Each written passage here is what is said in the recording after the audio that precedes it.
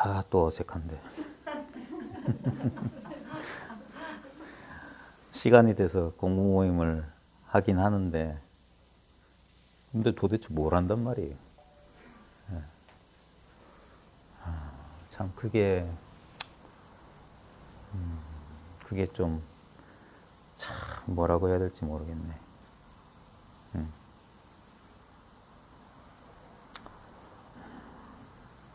입을 열어서 설명하는 것도 참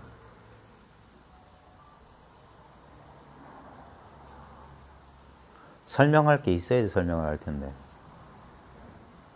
설명한다면 다 틀린 소리고, 이건 설명할 수가 없어요. 설명이 필요 없잖아요. 예? 지금 제일 확실한 건데 이게, 예? 뭐 이거 뭐 다른 걸 잡고 사람들이 자기 생각을, 그게 안타까울 뿐이지요. 예? 자기 생각에 자기가 미혹돼 가지고 있지도 않은 걸 찾으니 찾을 리가 있겠어요. 있는 걸 내버려 두고, 예? 지금 이렇게 버젓이 있는 걸 내버려 두고 다른 걸 찾으니,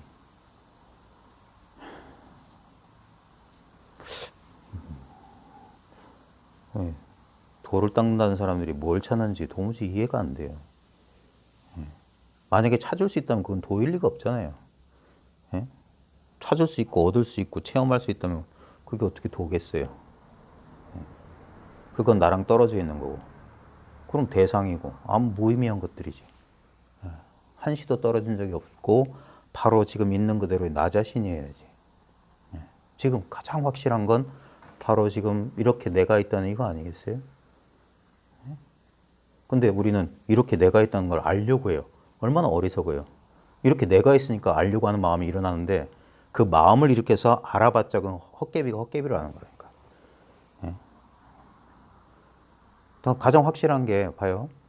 그러니까 대부분의 사람들은 느낌 아니면 생각이란 수단을 통해서 어떤 대상을 알려고 그래요. 그게 세속법이에요. 상대적이고 분별 의식은 주관과 객관으로 둘로 쪼개져 가지고 주관이 객관을 아는 거. 그러니까 그건 일종의 소유거든요. 항상 따로 있어요. 그러니까 내가 무엇을 안다 이런 식의 구조인데, 그런 것들은 다 허망한 것들이에요. 왜냐면 알 수 있고 얻을 수 있고 소유할 수 있는 것은 모를 수도 있고 잃어버릴 수도 있고 분실할 수 있는 거기 때문에, 그런 게 아니라 지금 딱 틈없이 딱 달라붙어 가지고 도무지 떨어진 적이 없는 거, 그걸 지금 바로 지금 이것이다 하는 거예요. 이것이란 말에 속지 않으면 이건 그래서 말이 필요 없다고 하는 거예요. 그래, 조금만 자기 생각을 쉬면은 분명해질 것을, 결국은 뭐냐면 잘못된 수단으로 잘못된 방법으로 자꾸 구하니까 그러니까 어떻게 무언가를 이런 식으로 구하니까 그 마음 때문에 그것이 멀리 있는 것처럼, 내가 모르는 것처럼 느껴질 뿐이지, 그 마음이 속임수란 말이에요. 그게 미혹이란 말이에요. 스스로 미혹되어 있을 뿐이지, 지금 가장 확실하잖아요. 지금 내가 뭘 알고 모르고가 아닌데, 사람들은 자꾸 이건 대상처럼 뭔가를 분명히 뭘 알아야지. 그게 왜 그러냐면은 이것을 자기로 여기기 때문에 자꾸 그러는 거예요. 그러니까 대상이 필요한 거야. 이건 저 홀로 있을 수 없으니까.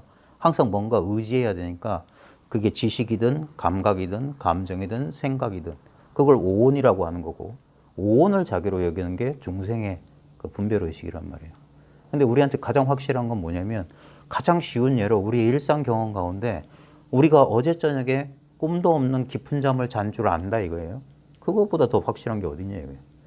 거기에는 그 꿈도 없는 깊은 잠 속에는 나도 없었고 세계도 없었고 생각도 느낌도 감정도 아무것도 없었어요. 몸뚱아리조차 없었어. 근데 아무것도 없다는 것을 아는 그건 뭐냐 이거예요. 그게 지금도 있지 않냐 이거예요. 그거 가지고 지금 상대적인 분별하고 있으니까, 예? 자꾸 뭔가를 증거를 원하고, 그 증거를 원한다는 건 뭐냐면 증거가 뭐겠어요? 대상 아니겠어요? 내가 알 수 있는 것들? 그런 것들은 지금 깨어서 분별할 때만 있는 거예요. 그러니까 뭘 알았다 하지만 그 알았다는 거 모르겠다로 변해요. 지금 분별 의식으로 확실하다는 불확실한 거로 변해요. 그래서 아무것도 취하는 게 아니에요. 그래서 그러니까 불교의 가르침이 왜 중요하냐? 그것도 불교의 가르침 가운데 대승불교의 가르침이 왜 중요하냐 이거예요. 철저하기 때문이에요. 한 법도 얻을 바가 없다. 한 법도 얻는 게 아니다. 무소득이다. 이게 무시무시한 가르침이에요. 예? 이걸 사람들이 놓치고 있는 거예요. 자꾸 지금 있는 걸 모른단 말이에요. 지금 있는 거 이거. 지금 있는 거 이거. 예? 뭐가 있든 그걸 뭐가 있냐고 자꾸 알려면 지금 뭐가 있냐고 하고 있잖아요. 그것보다 더 확실한 게 어디 있어. 예? 그걸 가지고 뭘 따로 찾는단 말이에요. 이미 그건데. 그러니까 참 말이 안 되지. 그러니까 입 아프게 떠들어봤자 다르고. 이게 뭘 만들어내고 얻어야 되고 갈고 닦을 거라면 뭘 열심히 해야 되겠지만 그럴 게 아니잖아요. 지금 가만히 잠시만 자기 생각을 쉬어보면 이건 완전 무결하잖아. 아무리 갈고 닦은다 한들 그 대상만 갈고 닦을 수 있지. 이것 자체는 어떻게 갈고 닦을? 가장 확실한 얘기. 소리 듣는 이걸 갈고 닦을 수 있어요? 갈고 닦는다고 해서 뭐가 달라져요? 이거 보는 걸. 예? 아니 눈이 멀어도 아무것도 안 보인다는 건 분명하잖아. 그게 보는 거란 말이에요. 아무것도 안 보인다는 것도 보는 거란 말이에요. 예? 아까 꿈도 없는 깊은 잠 속에서 아무것도 없다고 하는 거 분명하잖아. 그거 알면. 그러니까 잠잔 줄 다 알잖아요. 그럼 됐지. 근데 자꾸 자기 생각에 속아서 어디서 들은 말, 읽은 책, 남의 소리에 속아서 가장 확실한 자기를 상실해버린 우스꽝스러운 일이에요. 이게 얻은 적도 없고 도무지 잃어버릴래요. 잃어버릴 수가 없죠. 잃어버리지 않을까? 그건 망념이잖아요. 가장 지금 딴 순간 말고 과거 말고 미래 말고 과거나 미래는 허상이니까 지금 유일하게 살아있는 이 순간. 그러니까 지금 이 순간 생각이 필요 없지. 생각할 거 없잖아요. 근데 우리는 생각이 실제처럼 느껴지는 게 문제지. 생각을 두려워하고 지나간 생각이거나 오지 않은 것을 가상현실인데 과거는 실제가 아니잖아요. 실제에 대한 이미지나 관념이지. 있지도 않은 거고 실제로 있는 건 뭐냐면 그 과거의 이미지를 떠올리고 있는 바로 지금 이거지. 그러니까 가까이 오면 한 대 때리고 꼬집어 버리지. 이거 이외에 뭐가 있냐고. 전부 허상이지. 그 다음에 내일 일이나 다음의 일은 그것도 허상이지. 그 모든 허상들이 뭐냐. 지금 여기에 의지해 있으니까 이것뿐이라고 하는 거예요. 이거는 뭐 불교란 이름을 이건 신비한 것도 아니고 추상적인 것도 아니고 어떻게 말하면 가장 합리적이고 가장 과학적인 거지.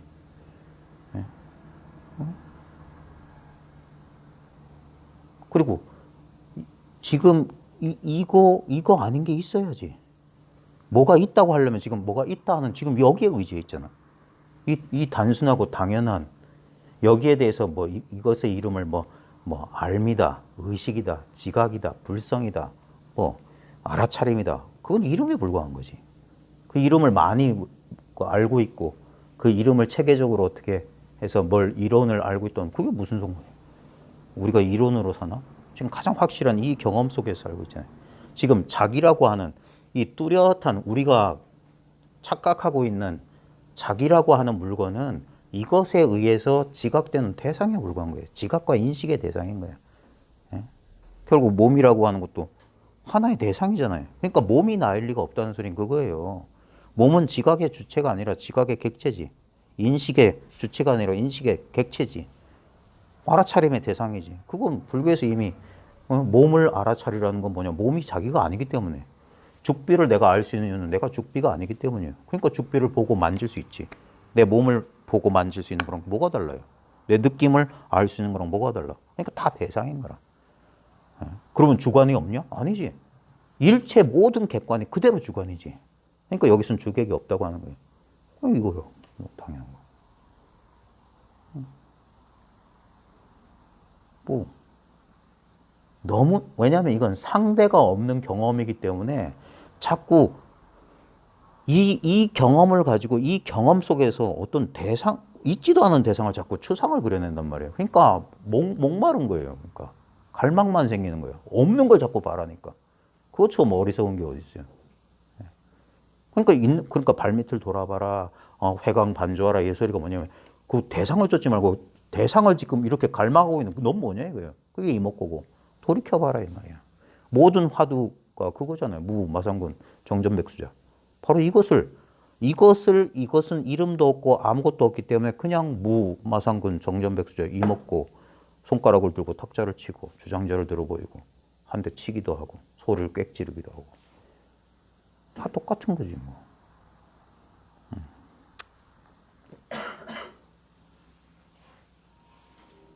결국 사람들이 보면 이 속에서 벌어지는 여러 가지 현상들을 그 현상들에 대한 집착 때문에 이 사실을 아주 자주 아주 쉽게 망각할 뿐이에요. 그러니까 망각하지 마라, 기억하라 하는 거예요. 사띠란 개념도 기억하란 말이에요. 이걸 망각하지 말란 말이에요. 그런 어리석은 무명 속에 이게 뭐 숨겨져 있거나 가려져 있어야지. 그러니까 눈앞에 훤히 드러나 있는 거다. 눈앞에 훤히 드러나 있다고 하니까 보통 사람들은 자꾸 눈앞이라고 하면 자꾸 이 몸을 기준으로 몸도 눈앞에 있잖아. 나도 일체가 눈앞에 있단 말이에요. 일체가. 눈앞에 경험을 떠나서 뭐가 있단 말이에요. 여기서 망상 부리고 있잖아요. 그러니까 자꾸 제가 뭐 떠올려 보라고 하는 거예요. 과거를 떠올려 보든 미래를 떠올려 보든 뭐든지 떠올려 보라. 지금 눈앞에서 떠오르잖아. 근데 이 눈앞은 다시 떠올릴 수가 없잖아. 떠올릴 필요가 없잖아. 떠올릴 수가 없잖아. 그러니까 이건 진리다 이거예요. 내가 어찌할 수 없는 거. 왜냐면 나조차 이 눈앞에 의지해 있잖아. 내가 어디 있어요? 지금 여기 있잖아요. 딴 데 있나? 딴 데 갈 수 있나? 꿈속에 들어가도 눈앞이잖아. 언제나 이 눈앞이란 말이야. 눈앞에 어떤 경계나 모양을 말하는 게 아니에요. 그런 생각 전혀 할 필요가 없어요. 그러니까 여기는 무념. 생각할 필요가 없는 거예요. 근데도 우리는 생각을 일으켜서 그러니까 안타깝다고 하는 거예요. 말귀를 못 알아듣는다고 하는 거고. 아무리 노력해 보세요. 이 눈앞에 도달할 수 없어요. 아무리 뭐 개차반으로 살아봐요. 이 눈앞을 떠날 수가 없어요. 갈 수도 없고 벗어날 수도 없어. 언제나 이래. 인생 100년 36,500날 늘 반복하는 것이 다만 이놈이더라. 이것이더라. 이게 어렵나? 지금 어떤 대상도 추구하지 않으면 바로 이 직접적인 경험이잖아요. 이걸 경험을 안 할래 안 할 수가 없잖아. 이 경험을 다시 할래 할 수도 없고 언제나 많은 현상적인 경험들은 나타났다 사라져요.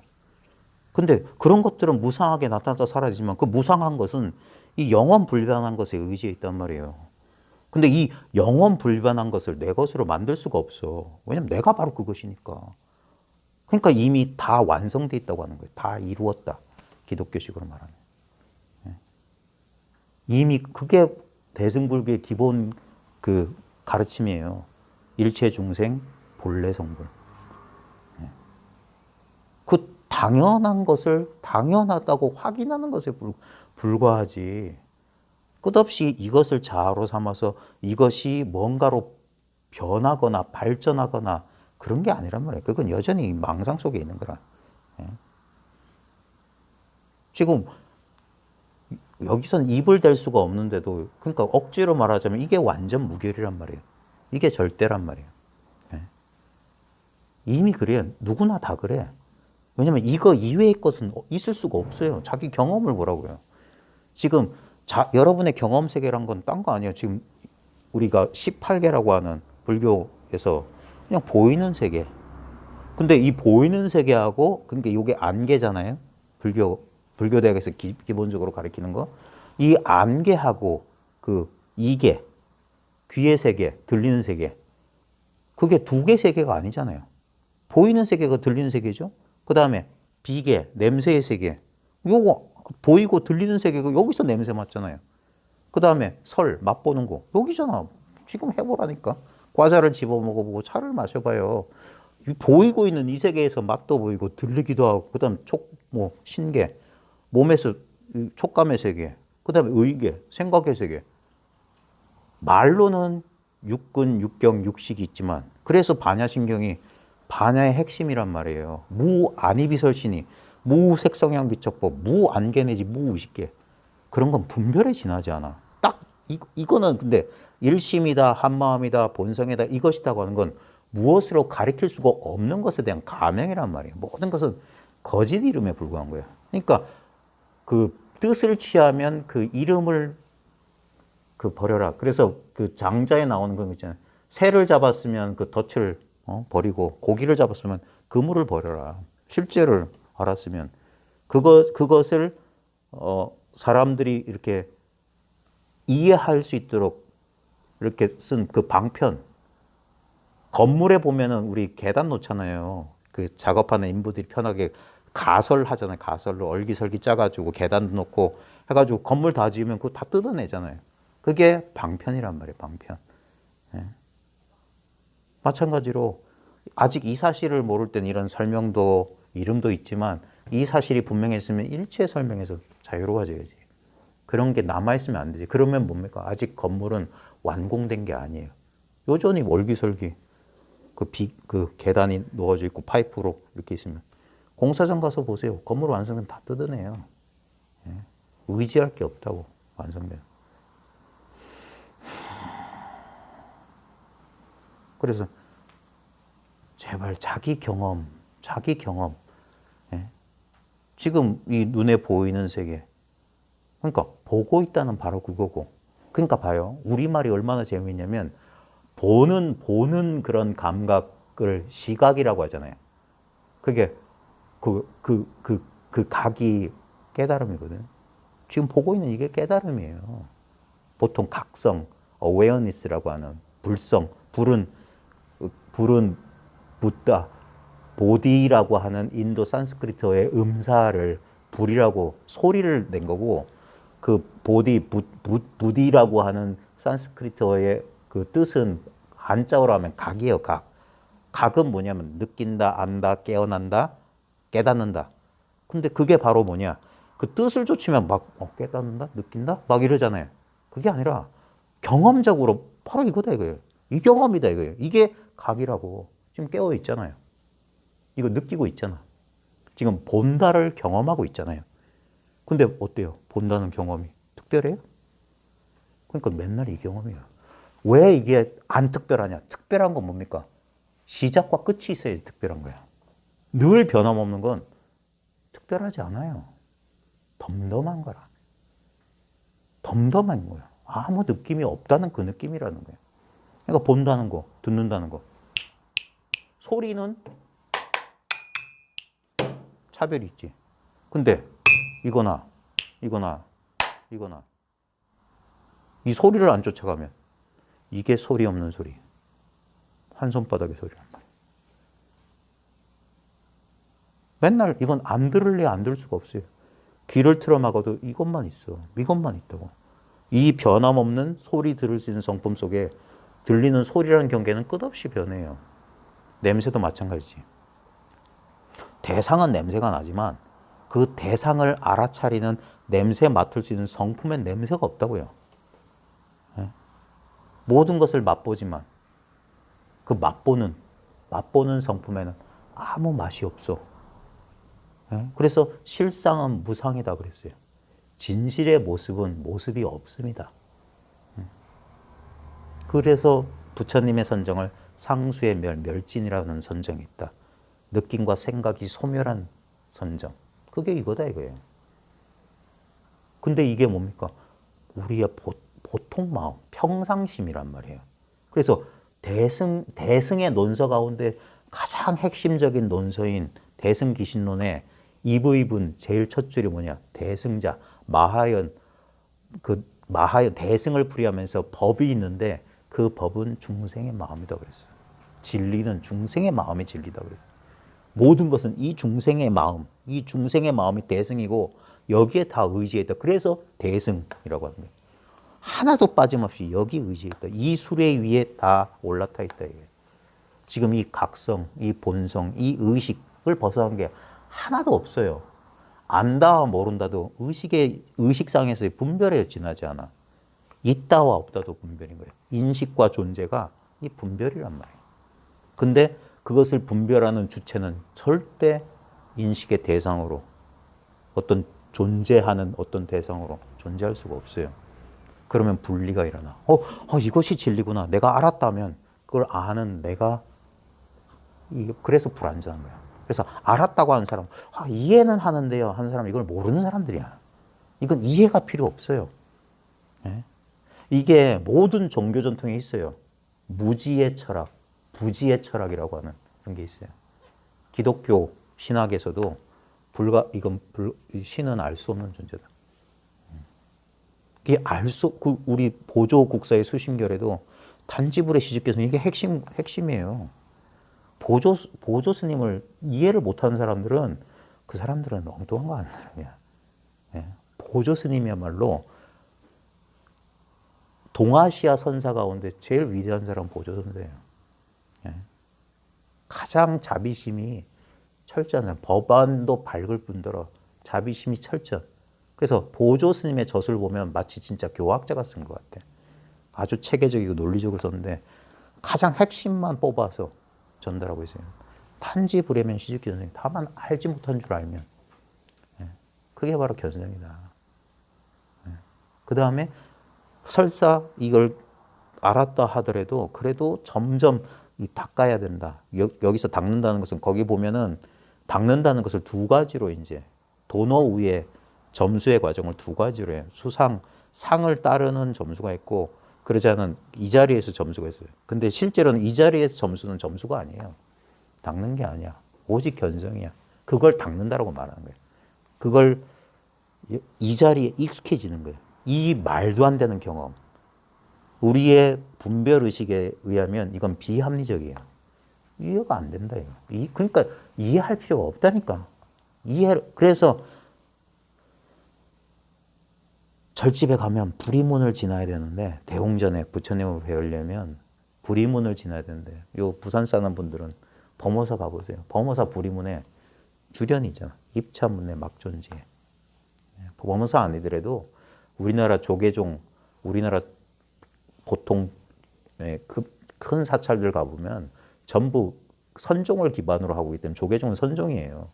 그래서 입차문내 막존지에란 말이 꼭 부리문에 써 있어요. 이 문 안에 들어오려거든 아르마리를 가져오지 마라. 알고 모르고 없어요. 그러니까 단도직입이고 이게 선종의 근본 골수인데 이미 이 선종의 종지가 상실된 지 오래됐어요. 이거는 부처님 당시 때부터 그랬어요. 부처님 당시에도 왜 부처님을 부처님이라고 위대하게 떠받들고 불교를 정법이라고 자신만만하게 하냐면 전부 다 이분법적인 어떤 수행을 통한 깨달음을 추구했단 말이에요. 부처님조차도 처음에는 줄가셔서 그런 수행의 길을 통해서 깨달음에 도달하려고 했지만 그의 모든 노력이 실패로 끝났다는 사실을 명심해야 되는 겁니다. 그래서 부처님께서는 남들이 가지 않은 길로 갔어요. 멈췄다고. 헐떡거리지 않았다고. 지금 수많은 구도자들의 실수가 뭐냐면 멈추질 못해. 다만 멈추면 되는 거예요. 그게 지관이에요. 지관 쌍수라고. 지와 관은 떨어질래 떨어졌어요. 멈추면 보인단 말이에요. 보면 멈추고. 그러니까 이거는 같은 소리란 말이에요. 그건 수행을 얘기하는 게 아니에요. 사마타 위파사나라는 걸 수행으로 받아들이면 안 돼. 불교 집안에도 그래요. 부처님 살아계실 때도 그렇게 오해했어요. 그러니까 부처님은 끊임없이 이야기를 하실 수밖에 없었어. 부처님의 45년 또는 49년 그 공생에 그가 정각을 이룬 다음에 그 살아온 나머지 인생이라는 건 뭐냐면 끝없이 이 진리 하나를 선양하는 그 길이었어요. 만약에 이게 수행을 통해서 수행법과 관련된 불법이라는 게 수행법이라면 그가 그렇게 입 아프게 떠들 이유가 없어요. 닥치고 그냥 주저앉으면 되는 거였어요. 지금 많은 뭐 소승이든 대승이든 촉이든 뭐든 다 하는 짓거리들이 그거잖아요. 닥치고 주저앉아서 뭐가 되려고 하고 어떤 상태에 도달하려고 하잖아요. 그게 벌써 틀린 거예요. 이미 두 개로 나눠놨기 때문에. 어떤 상태에 도달하든 그 수행자들을 내면을 잘 돌아보라고요. 완성됐다는 느낌이 있을 수가 없어. 아직도 길 위에 있는 듯 막연한 느낌이 있다고요. 이게 단가라는 의문이 있어요. 왜냐하면 이미 전제가 틀렸어요. 분명히 그들도 그런 주장을 해요. 무하다 이런 소리를 해. 그러면 수행은 누가 하는 거야? 무한데 왜 수행이 필요해? 예? 무아임을 깨닫기 위해서. 그러면 유아에서 시작한다는 소리인데? 말도 안 되는 소리지. 이미 불법에는 그런 게 없어요. 재행무상, 재법무아, 일체계고라고 했어. 예. 재행무상이고 재법무아예요. 그 재행과 재법에는 모든 수행이 다 들어가는 거예요.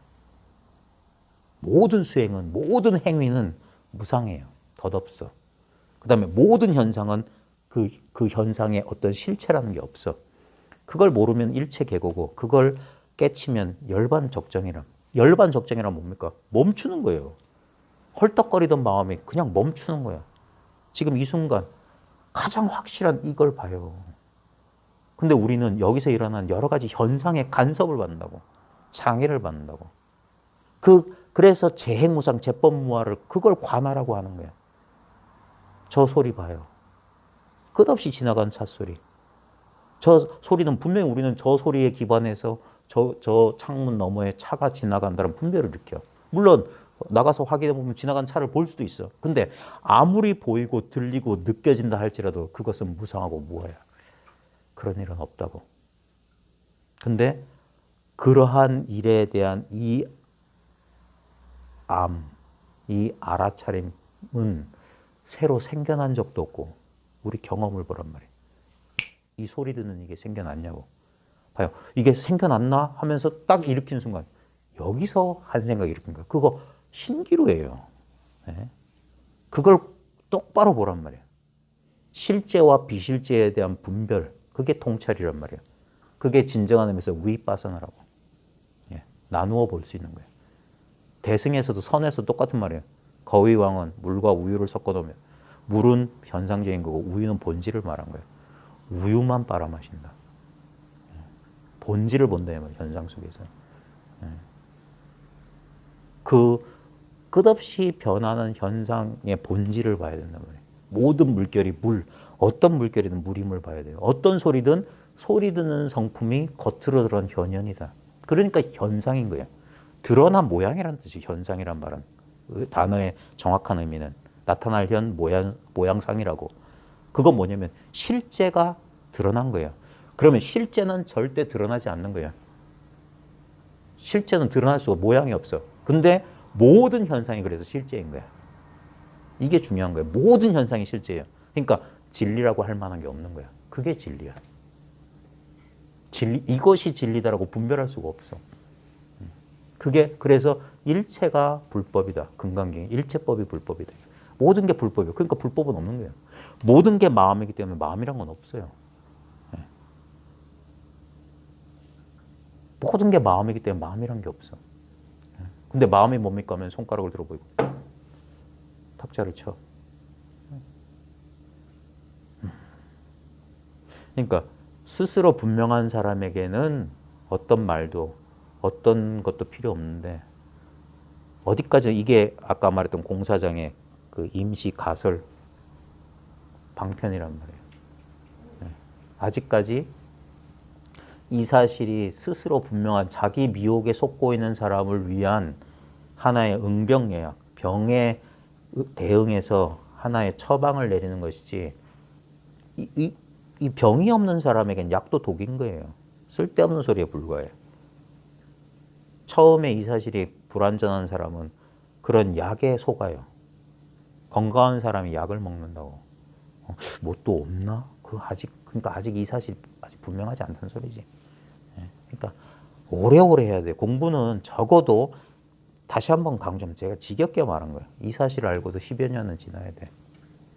왜 지나야 되냐면 10여 년 정도면 우리 인생사에서 어마어마한 일들이 벌어져요. 10년이면 강산이 변해요. 그러니까 아무리 그 당시에 내가 알았다 뭐 어쩌고저쩌고 떠드는 사람도 10년쯤 지나면 풀이 콱 죽어요. 그걸 견뎌야 돼. 여전히 의식 분별상의 일이야. 알았다 몰랐다 게임은 빨리 끝내야 돼요. 모를 때는 아는 게 대단히 중요한 줄 아는데 알고 나면 안 봐 없어요. 진실로 알고 나면 이거다라고 내세울 게 없는 거야. 그냥 자기가 자기야. 허공이 허공으로 돌아갔어. 내가 나란 사실을 깨쳤는데 그게 뭐 대단한 거야. 그러니까 저절로 조용해지는 거예요. 그러면서도 분명해지는 거예요. 아무것도 얻은 게 없는데 다만 자신의 미혹에서 벗어났을 뿐이야. 모든 건 자명해. 의무는 사라졌어. 그러면 됐지. 근데도 여전히 뭔가 먼 일이 벌어지길 바란다. 그건 여전히 뭡니까? 이걸 자기라고 여기는 거라. 그 뿌리 깊은 집착과 뿌리 깊은 습관, 거기서 못 벗어나는 거예요. 그러니까 10여 년쯤 견뎌봐라 이거예요. 그러면 온갖 자기가 강하게 집착하고 있는 것들이 무상이라고 하는 진리 앞에 허망하게 부서질 거예요. 비본래적인 것들은 10년 세월 안에 다 희미해져 갈 거예요. 그때 자기가 어떤 반응을 보이는지 봐라요. 한 생각 알았다. 그거 아무 힘이 없어. 그 세월을 견뎌내야 돼. 그게 낯익은 것에서 낯설은 거야. 내가 집착했던 것들과 이별해야 돼요. 우린 결국 나 아닌 것들과 다 이별합니다. 가장 확실한 건 죽음이라는 게 기다리고 있어. 그 죽음은 어떤 것도 가져갈 수 없어요. 내가 태어나서 얻은 모든 것은 그 죽음 앞에서 다시 반납해야 돼. 내 몸뚱아리. 몸뚱아리 기반한 느낌, 감정, 생각. 그게 오온이잖아요. 그러니까 오온은 생멸법이야. 근데 그 오온의 본질이 공이란 말이에요. 공은 불생불멸이에요. 그래서 아주 사소한 거고 아주 아무것도 아닌 거예요. 건강하고 기분 좋고 일상생활에 별 문제가 없을 때는 다 깨달았어요. 근데 그 경계가 조금만 변해도 집착이 남아있으면 그 경계에 놀아난다. 이게. 롤러코스터를 타는 거예요. 흥망성쇠 생주이멸을 겪을 거고. 그러니까 그걸 겪어봐라. 이거 10년 세월이면 충분히 겪어요. 먼 일이 벌어져도 10년 안에 다 일어나. 실직, 이혼, 사별, 내가 집착했던 자식, 부모, 배우자, 형제. 한 50대 이후에 10년 세월에 뭔 일이 벌어질지 몰라요. 그걸 견뎌내야 돼요. 그게 공부예요. 다른 무슨 도 닦고 뭐 가만히 앉아있다가 뭐가 보이고 들리고 뭐 느껴지고 그게 뭐 대단한 거야. 예? 한 나이 50좀 넘은 사람들은 이제 그런 거에 안 속아야 되는 거 아닐까요? 예? 그 결국 감각에 놀아나는 거잖아요. 생각에 놀아나는 거고. 예? 그러니까 주저앉아 있지 말라고 하는 거예요. 아무것도 안 하고 주저앉아서 어디에 집중하잖아요. 그러면 의식이 오작동 일으킨단 말이야. 우리 이건 아주 물리적인 거예요. 막 반복적으로 했던 일을 멈춰봐요. 그럼 우리 몸살이라는 걸 겪어요. 이 변화된 경계에 몸과 마음이 적응할 때, 감정의 변화, 계절을 변할 때, 봄이 오거나 가을이 올 때, 우리가 나이를 춘추라고 하는 이유가 뭡니까? 그때 제일 변화가 크기 때문이에요. 한참 추웠다가 아무 무채색이었다가 꽃이 피고 따뜻해지니까. 그러다가 아주 초록으로 무성해졌다가 갑자기 무채색으로 딱 변한 가을. 그러니까 봄과 가을에 심리가 가장 많이 변하잖아요. 봄처녀 마음이나 가을 되면 우울해지는 건 당연한 거예요. 그걸 겪어봐라. 그게 무상이고. 인생의 우리는 50 넘은 인생의 가을이잖아요. 곧 겨울이라고. 그러니까 어떤 의미에서는 좀 늦었지만 그래도 지금보다 빠른 시간 없을 테니까 지금이라도 그러니까 언젠가 사라질 것들에 대한 미련을 지금 살아서 죽으란 소리가 그거예요. 어차피 우리는 다 떠나요. 다 이별해야 돼요. 근데 만난 적도 없고 만난 적 없는 것과는 헤어질 수 없어요. 몸은 만났어요. 느낌은 만났어. 촉에 의지해 있다고. 촉에. 12연기에. 우명행, 식, 어쩌고 저쩌고. 그 다음 몰라요 저도. 12개도 못 외우겠어. 근데 좌우자는 촉이 있다는 건 알아. 촉을 통해서 집착. 애가 생긴다고. 당연한 거지 그건. 왜냐면 우리가 왜 미혹하게 되는지. 그러니까 이 발달 심리학이나 아이를 키워본다는 경험 중요해요. 애가 성장하는 과정 보면 애가 신체와 자기를 동일시하는 과정이 그거예요. 끝없는 자극 반응이라. 예쁘다고 이렇게 만져주고. 신체 자극을 통해서. 그래서 우리는 신체 경계선 안에 갇히는 거예요. 우리는 무한한 의식이었어요. 과거, 현재, 미래를 관통하고 지금이라고 하는 여기라고 하는 무한한 의식. 이 공간 같은 의식이 우리의 본체였단 말이에요. 이거는 생멸이 없어요. 생겨난 게 아니에요. 이걸 철학적으로 증명할 필요 없어요. 그 전부 관념의 놀이야. 쓸데없는 짓이에요. 그러니까 왜 용감하게 바보가 될 생각을 안 하냐 이거예요. 용감하게 바보가 되라고요. 기독교 크리스찬 영성에 보면 박학한 무지란 그게 있어요. 마치 이게 우리 반야지혜는 무지와 똑같아요. 아는 게 없어. 알면 내용이 없어. 무지인데 이건 아주 신령한 알미야. 날마다 쓰고 있는 거야. 이거는 학위도 필요 없어요. 배고픈 줄 아는데 초등학교 졸업장이 필요한 게 아니에요. 차고 더운지 아는데 학사학위가 필요한 게 아니에요. 이건 누구나 이것만 평등해요. 남자도 아니고 여자도 아니고 젊지도 않고 늙지도 않은 건 이거밖에 없어. 그리고 자기 경험 세계를 보면 이거 아닌 게 없어. 지금 나의 내면도 외면도 지금 여기서만 경험돼요. 지금 자기 위장 속의 음식물 느껴봐요. 우리는 그 육체를 기준으로 그걸 아니라고 그래. 그다음 바깥에 뭐 꽃이나 어떤 기온 같은 걸 느껴보면 그건 밖이라고 그래. 그건 자기 몸을 기준할 때 그러고 이 몸이라는 기준을 잠시만 있고 지금 이 전체 지금 이 3차원 시공간의 입장에서 보라고. 바로 지금 여기라고. 바로 지금 여기라는 것은 어떤 시간을 말하는 게 아니고 어떤 공간을 주소를 말하는 게 로케이션을 말하는 게 아니에요. 이건 절대라. 언제나 지금 여기야. 이 당연한 경험 속에 당연히 단순하고 자연스럽게 그건 자기 생각을 자기가 믿지 않으면 돼. 생각이 생각일 뿐이라는 사실을 알면 돼. 그럼 되는 것이지 달리 얻을 게 없어요. 그때 이제까지 느끼지 못했던 느낄 수 없었던 이 느낌조차 아닌 이 감을 하는 거예요. 바보 도터진 소리. 설명은 못하겠어. 근데 예요. 그냥 예. 그러면 사람들의 실수가 이제 보이는 거예요. 사람들은 지나치게 영리하구나. 그 가상의 현실인데 너무 놀라운 지능이 만드는 관념이란 말이에요. 아주 철학적이기도 하고 너무 복잡해. 그래서 이 사실이 분명해지면 분명해질수록 그런 거짓된 것들에 대한 집착이 사라져요. 지식에 대한 욕망이 사라져. 아무리 대단한 지식이라 할지라도 그냥 이거에 불과한 거예요. 이 손가락 하나 튕기는 이것을 설명하는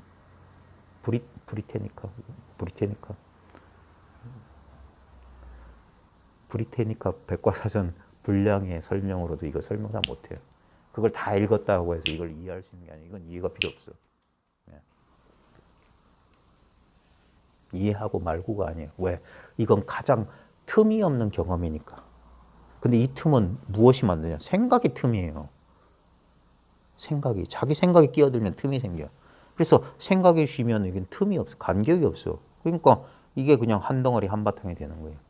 공부를 한다는 것은 도노 후의 점수는 뭐냐면 이전까지 아주 익숙했던 습관, 생각을 통해서 이 나라는 주체를 통해서 상대적으로 이해하려는 이런 이분법적인 이 시간과 거리가 생기는 이런 모든 이런 그 습관에서 점점점 자유로워지는 거예요. 그래 내려놓기, 놓아버리기, 받아들임 똑같은 소리예요. 멈춤 똑같은 거야. 그러면 이미 도래해 있고 이미 온전히 있는 이 경험에 대한 이제까지는 내가 계속 무명 다음에 행이 나온다는 게 정말 중요한 거예요. 깜깜하면 모르면 뭔가를 하게 돼 있어. 가만히 있질 못해. 그러니까 추구하게 되면 추구한다는 게 뭐냐면 그게 이분법이 탄생해요. 그래서 행위자가 탄생한다니까. 행위를 통해서. 우리 봐요. 본다는 이 경험을 통해서 이 경험밖에 없는데 이 본다는 경험에서 그러면 내가 보네? 이것이 본다라는 분별과 이것은 나한테 보인다는 분별, 주관과 객관이라는 이 두 개가 분별이 일어나는 거예요. 실제로는 그냥 이 경험인데. 그러니까 보는 자도 이 경험이에요. 그 안근, 안식, 그 다음에 색경이라고, 이 주관과 객관이라고 하는 게 그냥 이 경험에 대한 인물이 그 허망한 분별이기 때문에 반야신경에서 모든 걸 그냥 쳐버리는 거라. 주관 무한히 비서신 주관도 없고 무색성이 무슨 객관도 없고 주객관 사이에 의식 작용조차도 그건 꿈과 비슷해요. 그래서 꿈의 비유가 나타나는 게 꿈에서 봐요. 꿈에서 보는 자도 꿈의 일부였어요. 그죠? 꿈 꿔봤잖아요. 꿈속에서도 자아의식이 있잖아요. 나라는 나의 신체가 느껴지고 예? 나라는 그 자아의식은 꿈까지 따라온다고. 그 자아의식이 사라지는 게 꿈도 없는 깊은 잠이란 말이에요. 근데 그 자아의식이 사라졌음에도 뭐냐? 꿈도 없는 깊은 잠을 경험했음이란 알문이 있다고. 그 알문 나가 아니에요.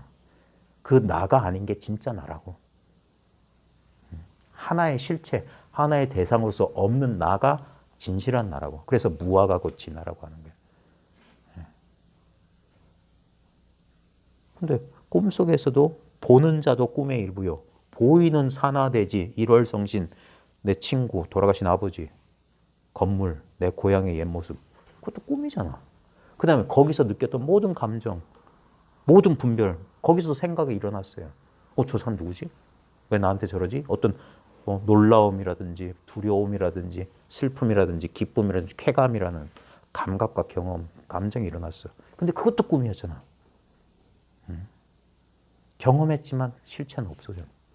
지금 우리도 지금 똑같은 걸 경험해요. 지금 아주 가장 도저하고 현저한 경험이 뭐냐? 나라는 이 신체 감각. 우리가 평생 애지중지했던 바요. 지금 저는 가슴 쪽에 열감, 옷과 닿아 있는 신체 감각. 이걸 우린 자꾸 자아라고 여기는 거야. 아니에요. 나는 이 신체 감각, 가슴의 열감을 알고 있다는 이 사실이에요. 근데 이 사실이라고 하는 어떤 substance, 실제는 없다고요. 실체는 없다고. 그럼 물질적 개체는 없다고. 꿈이라고 그래서 신기루, 환영. 그러니까 금강에서 여, 몽, 환, 포, 영. 전부 헛된 것들을 모아놓은 거예요. 몽, 꿈, 환, 환상. 그 다음 포, 물거품, 영, 그림자. 여로 영여전, 로, 이슬. 분명히 아침엔 존재했지만 인연 조건 따라 서늘한 기온 때문에 풀잎에 맺혀 있다가 해만 뜨면 사라지는 거예요. 잠시 존재하는 듯 했던 그거. 그 다음에 역여전, 번갯불, 번쩍. 분명히 경험했는데 어디 갔어? 잡으려면 없어. 벌써 사라지고 없어. 그게 우리의 자아라고. 그래서 어떤 사람은 겨우 존재하는 것, 겨우 존재하는 것 같은 것. 백봉 김기추가서는 그걸 듯이라고 했어. 이 연기의 진실. 듯, 있는 듯, 없는 듯 할 때 듯. 그 듯은 잡을 수가 없어. 뭔지 몰라. 불가지야. 무지야. 근데 그것만이 제일 확실해요. 그러니까 아무것도 잡을 게 없어요. 그러니까 무집착. 그게 열반이란 말이에요. 우페카. 마음의 평정. 어떤 상황, 어떤 경계 속에서도 그것만 유일한 실제라.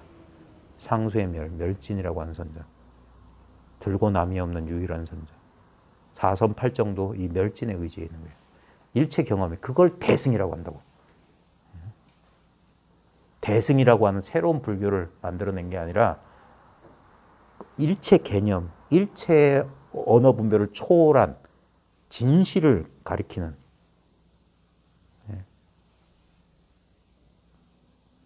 그게 바로 자기 자신이라.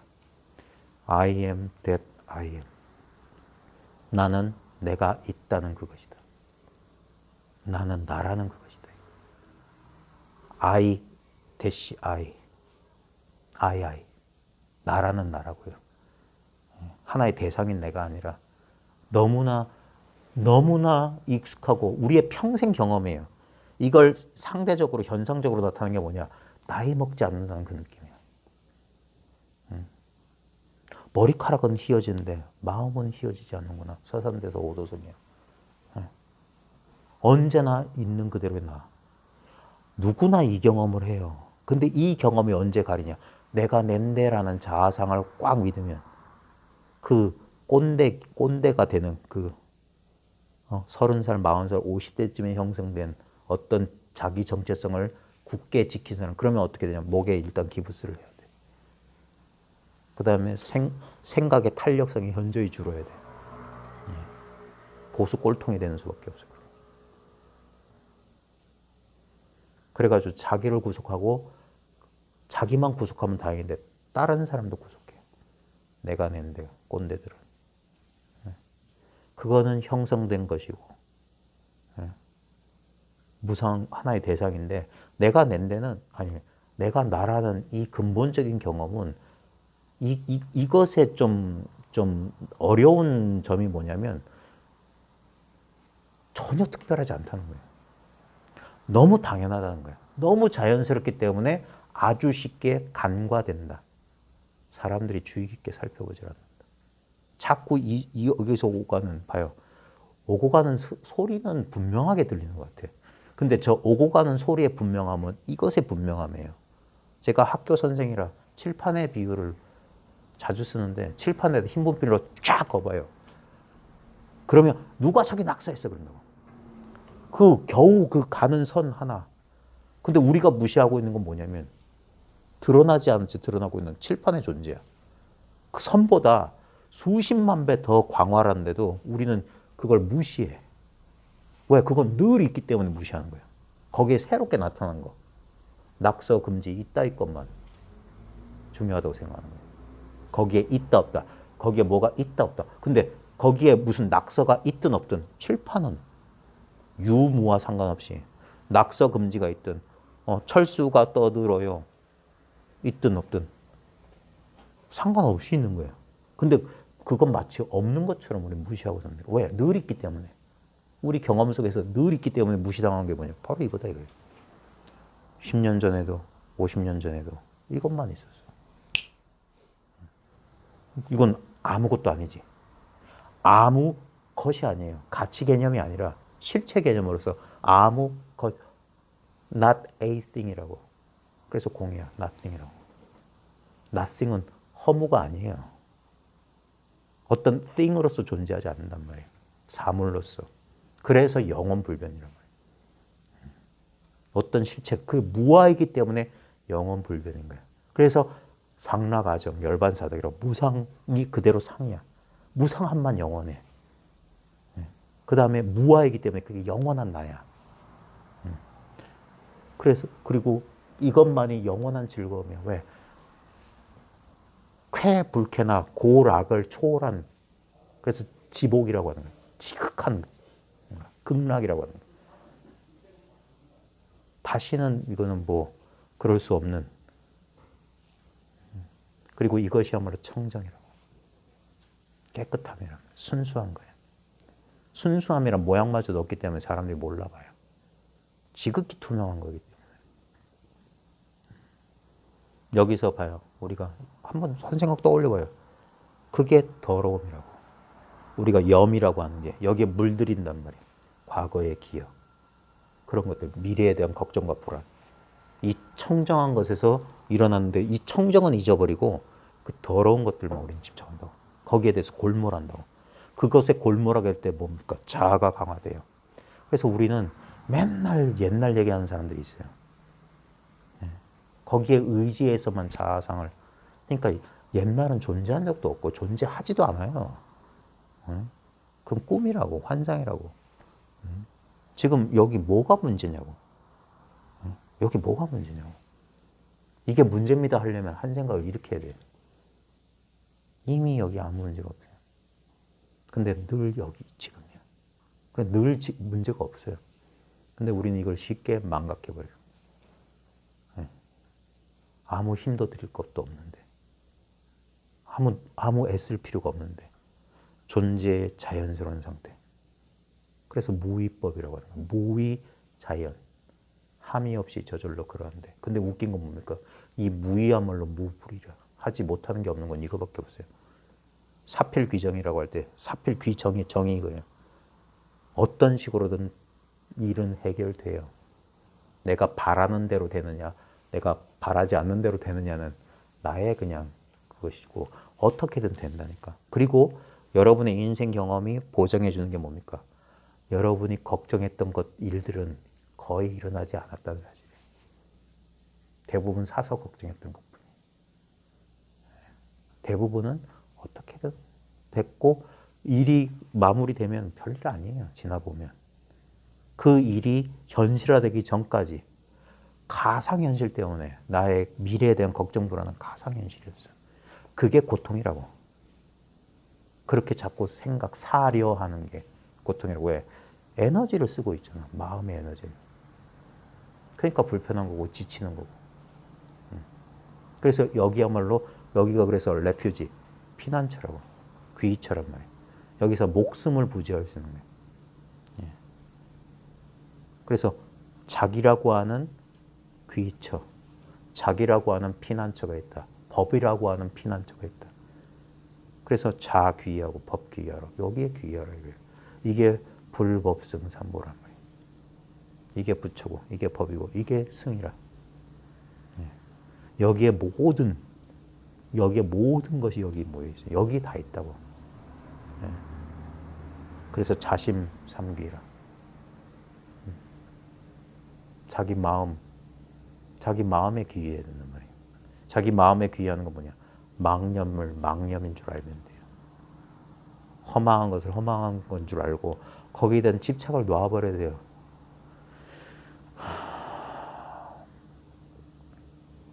중생이 예? 무한한 세월에 이 생사고락을 하는 것은 집착 때문에 그래요. 아무도 저 막지 않는데 그 애착과 집착을 놓아버리지 못하니까 그건 뭐냐면 이 무상하고 무하고 이게 괴로움이라는 사실을 꿰뚫어 보지 못해서 그래요. 어리석음 때문에 그래요. 그러니까 집착한단 말이에요. 그래서 너무나 당연한 사실을 너무나 당연하게 알아차리는 거라. 그러니까 하나도 내세울 게 없는 게 깨달음이란 말이에요. 뭐가 장한 일이라고. 예? 오히려 부끄러워해야지. 이제까지 자기를 놓아버리고 엉뚱한 것을 자기로 여겼던 그 과보가. 근데 자기로 돌아왔지만 떠난 적이 있었어야지. 그러니까 이게 기가 막힌 불가사의 해탈법문이라는 거예요. 가히 사량으로는 헤아릴 수 없는 해탈의 문이 여기 있단 말이에요. 한 발자국도 움직인 적이 없어요. 촌보도 움직이지 않고. 예? 1초 직입 열애지. 여기 초월도 없어. 어딜 초월해. 언제나 이건 둘이 없이 딱 달라붙어 있었던 거라. 그래 원래 한 덩어리였어. 분별이란 망상을 했지. 꿈속의 세계에 막 헤매다 꿈 깨보면 난 늘 이부자리 속에 있었지. 딴 데 간 적이 없었잖아. 내가 꿈속에서 미국에 가도 내 이부자리 속이고 뭐 저승에 가도 내 이부자리 속에서 꿈이었지. 그러니까 발밑을 돌아보시오. 지금 어디 계십니까? 모든 것들이 그거예요. 모든 선문답들이 지금 여기를 그대로 가르쳐주는 거야. 뭐 스토리를 계속 지어내서 막 분별 속에 떨어지는데 그 분별을 따라가지 않고 여기에 있을 수 있느냐 없느냐 묻는 거지. 별다른 얘기가 없어요. 오늘 우리가 할 것도 마찬가지예요. 이것이 선이다. 35페이지의 7번째 제목이 마루꾸예요. 마루꾸. 절집 다니신 분들은 이 마루꾸. 특히 유명한 큰 스님들 법문 들은 사람들은 마루꾸 하면 꼬박 죽어요. 네? 우리나라 유명한 스님들 가운데 법상에 올라가서 마루꾸 법문하는 사람 많아요. 북 이 사람들이 그런 소리 많이 했어요. 마루꾸. 자, 볼게요. 정수의 보엽 화상은 사명사람이다. 보엽이라는 사람이 등장하네요. 경산의 허당 스님에게 참문하였는데 종문의 화두에서 깨치지 못한 것은 반드시 노련한 이에게 가르침을 청하여 깨치지 못하면 그만두지 않았다. 아주 끈질긴 사람이었다 이 말이에요. 하루는 허당 스님에게 나아가 물었다. 보엽이라는 사람이. 덕산 스님의 마루꾸가 만약 있다고 한다면 어찌 덕산 스님이 알지 못했으며 만약 없다고 한다면 암두 스님은 또 덕산 스님이 아직 알지 못했다 하였습니까? 바라건대 화상께서 자비로서 가르쳐 주십시오. 혹시나 배경 지식이 없는 분들을 위해서 설명을 조금 드리자면 우리 종문, 선종의 종문 가운데 마루꾸 법문의 근본이 뭐냐면 덕산, 설봉, 암두가 등장하는 하나의 스토리가 있어요. 덕산은 덕산방 임재할 할 때 그 덕산이에요. 덕산은 묻기만 하면 무조건 때렸어. 임재는 묻기만 하면 소리를 질렀고. 이게 정말 자비로운 방편인데. 근데 그 대단한 누구든지 두들겨 팼다 이 말이에요. 그 덕산이 하루는 배가 고파가지고 바루를 들고 공양간으로 내려오는데 그때 공양주가 설봉이라고 하는 설봉 의존선사예요. 나중에 이 설봉문에서 운문종이 탄생하는데 이 설봉이 공양주였어요. 이 설봉이 나중에 뒤늦게 도를 깨달아요. 40 넘어서 깨달은가? 그래. 그 아주 늦은 나이에 깨달은 거예요. 대부분 언제 견성하냐? 20대, 30대예요. 예, 옛날 최근세까지 전강선사만 해도 20대 초반이었어요. 예. 그 김혜한 선사는 19살 때였어요. 그러니까 지금 뭐 선방에서 몇십 년 했는데 그 사람들은 엉뚱한 거 하고 있는 거야. 전강선사나 해안선사나 경봉스님 오도 기원을 잘 보란 말이에요. 그들이 앉아있다가 선방에서 깨쳤던 사람이 단 1도 없어요. 전강선사는 곡성 태안사 가던 머리가 터질 정도로 화두를 들었거든요. 그래서 그분이 맨날 검은 모자 쓰고 있는 게 머리 터져 흉터 때문에 그랬다고 그러잖아요. 그러니까 사람들이 그렇게 애를 썼으니까 깨달은 거 아니야. 자기 친구였던 삼이였던 친구가 갑자기 죽은 거 보면 죽은 걸 보고 허망을 그 생사해탈하기 위해서 그러니까 순진했기 때문에 죽을 용을 썼는데 머리만 터졌지 안 그런 거예요. 그 상기가 걸려서 막 그러다가 곡성 태안사 가는데 개울이 있었대. 시냇물 건너다가 그 인터넷에 공개돼 있어요. 용화선언 그 전강선사 본인 녹음이 있으니까 들어보면 알아요. 그 개울가 건너다가 한 생각이 딱 일어났다. 그 얘기를 꼭 하셨다니까. 한 생각이 일어나는 순간, 그러니까 개울가 건너다가 한 거예요. 그래놓고 딱 보니까 무슨 그 강가였나? 곡성 그쪽에 뭐 부둣가였나? 뭐 갈대하고 뭐 달 얘기가 그 오도성이 그래서 나오는 거예요. 그리고 절에 들어가자마자 갑자기 기분이 너무 그 희열에 들떠가지고 법당마다에 오줌을 쌌다고 그러잖아요. 그러니까 스님들은 이놈이 어디다 오줌을 싸냐.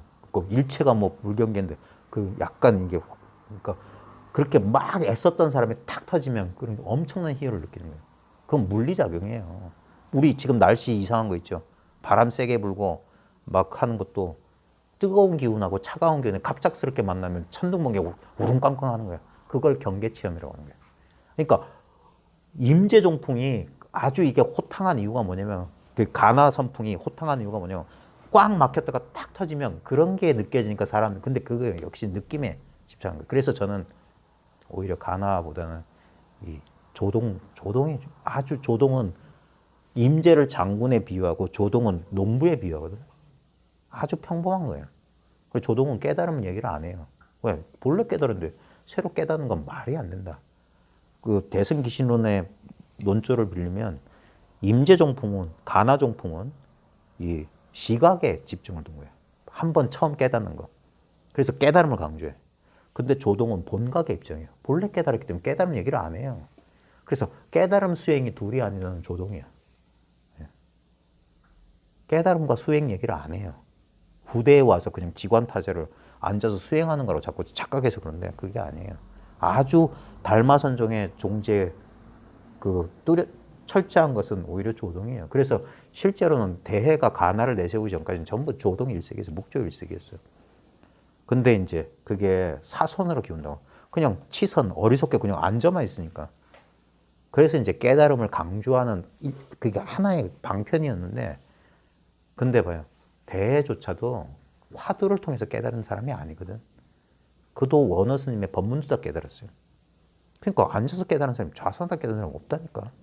정강도 그랬죠. 해안선사도 일주일 용맹정진 하다가 그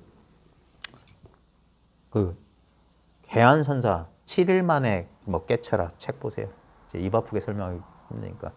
19살 때 백양사 뭐 선방에서 아는 소리 좀 했다가 그 스님이 그래 너 일주일 만에 뭐 깨달으면 어쩌고 뭐 머리에 불 붙는다고 너 일주일 만에 못 깨달으면 너 뭐 각서 써라 해서 선방에 들어왔는데 그러면서 너 매일 그걸 지도해 준 사람이 일본에서 선 공부를 했던 백학명 스님이야.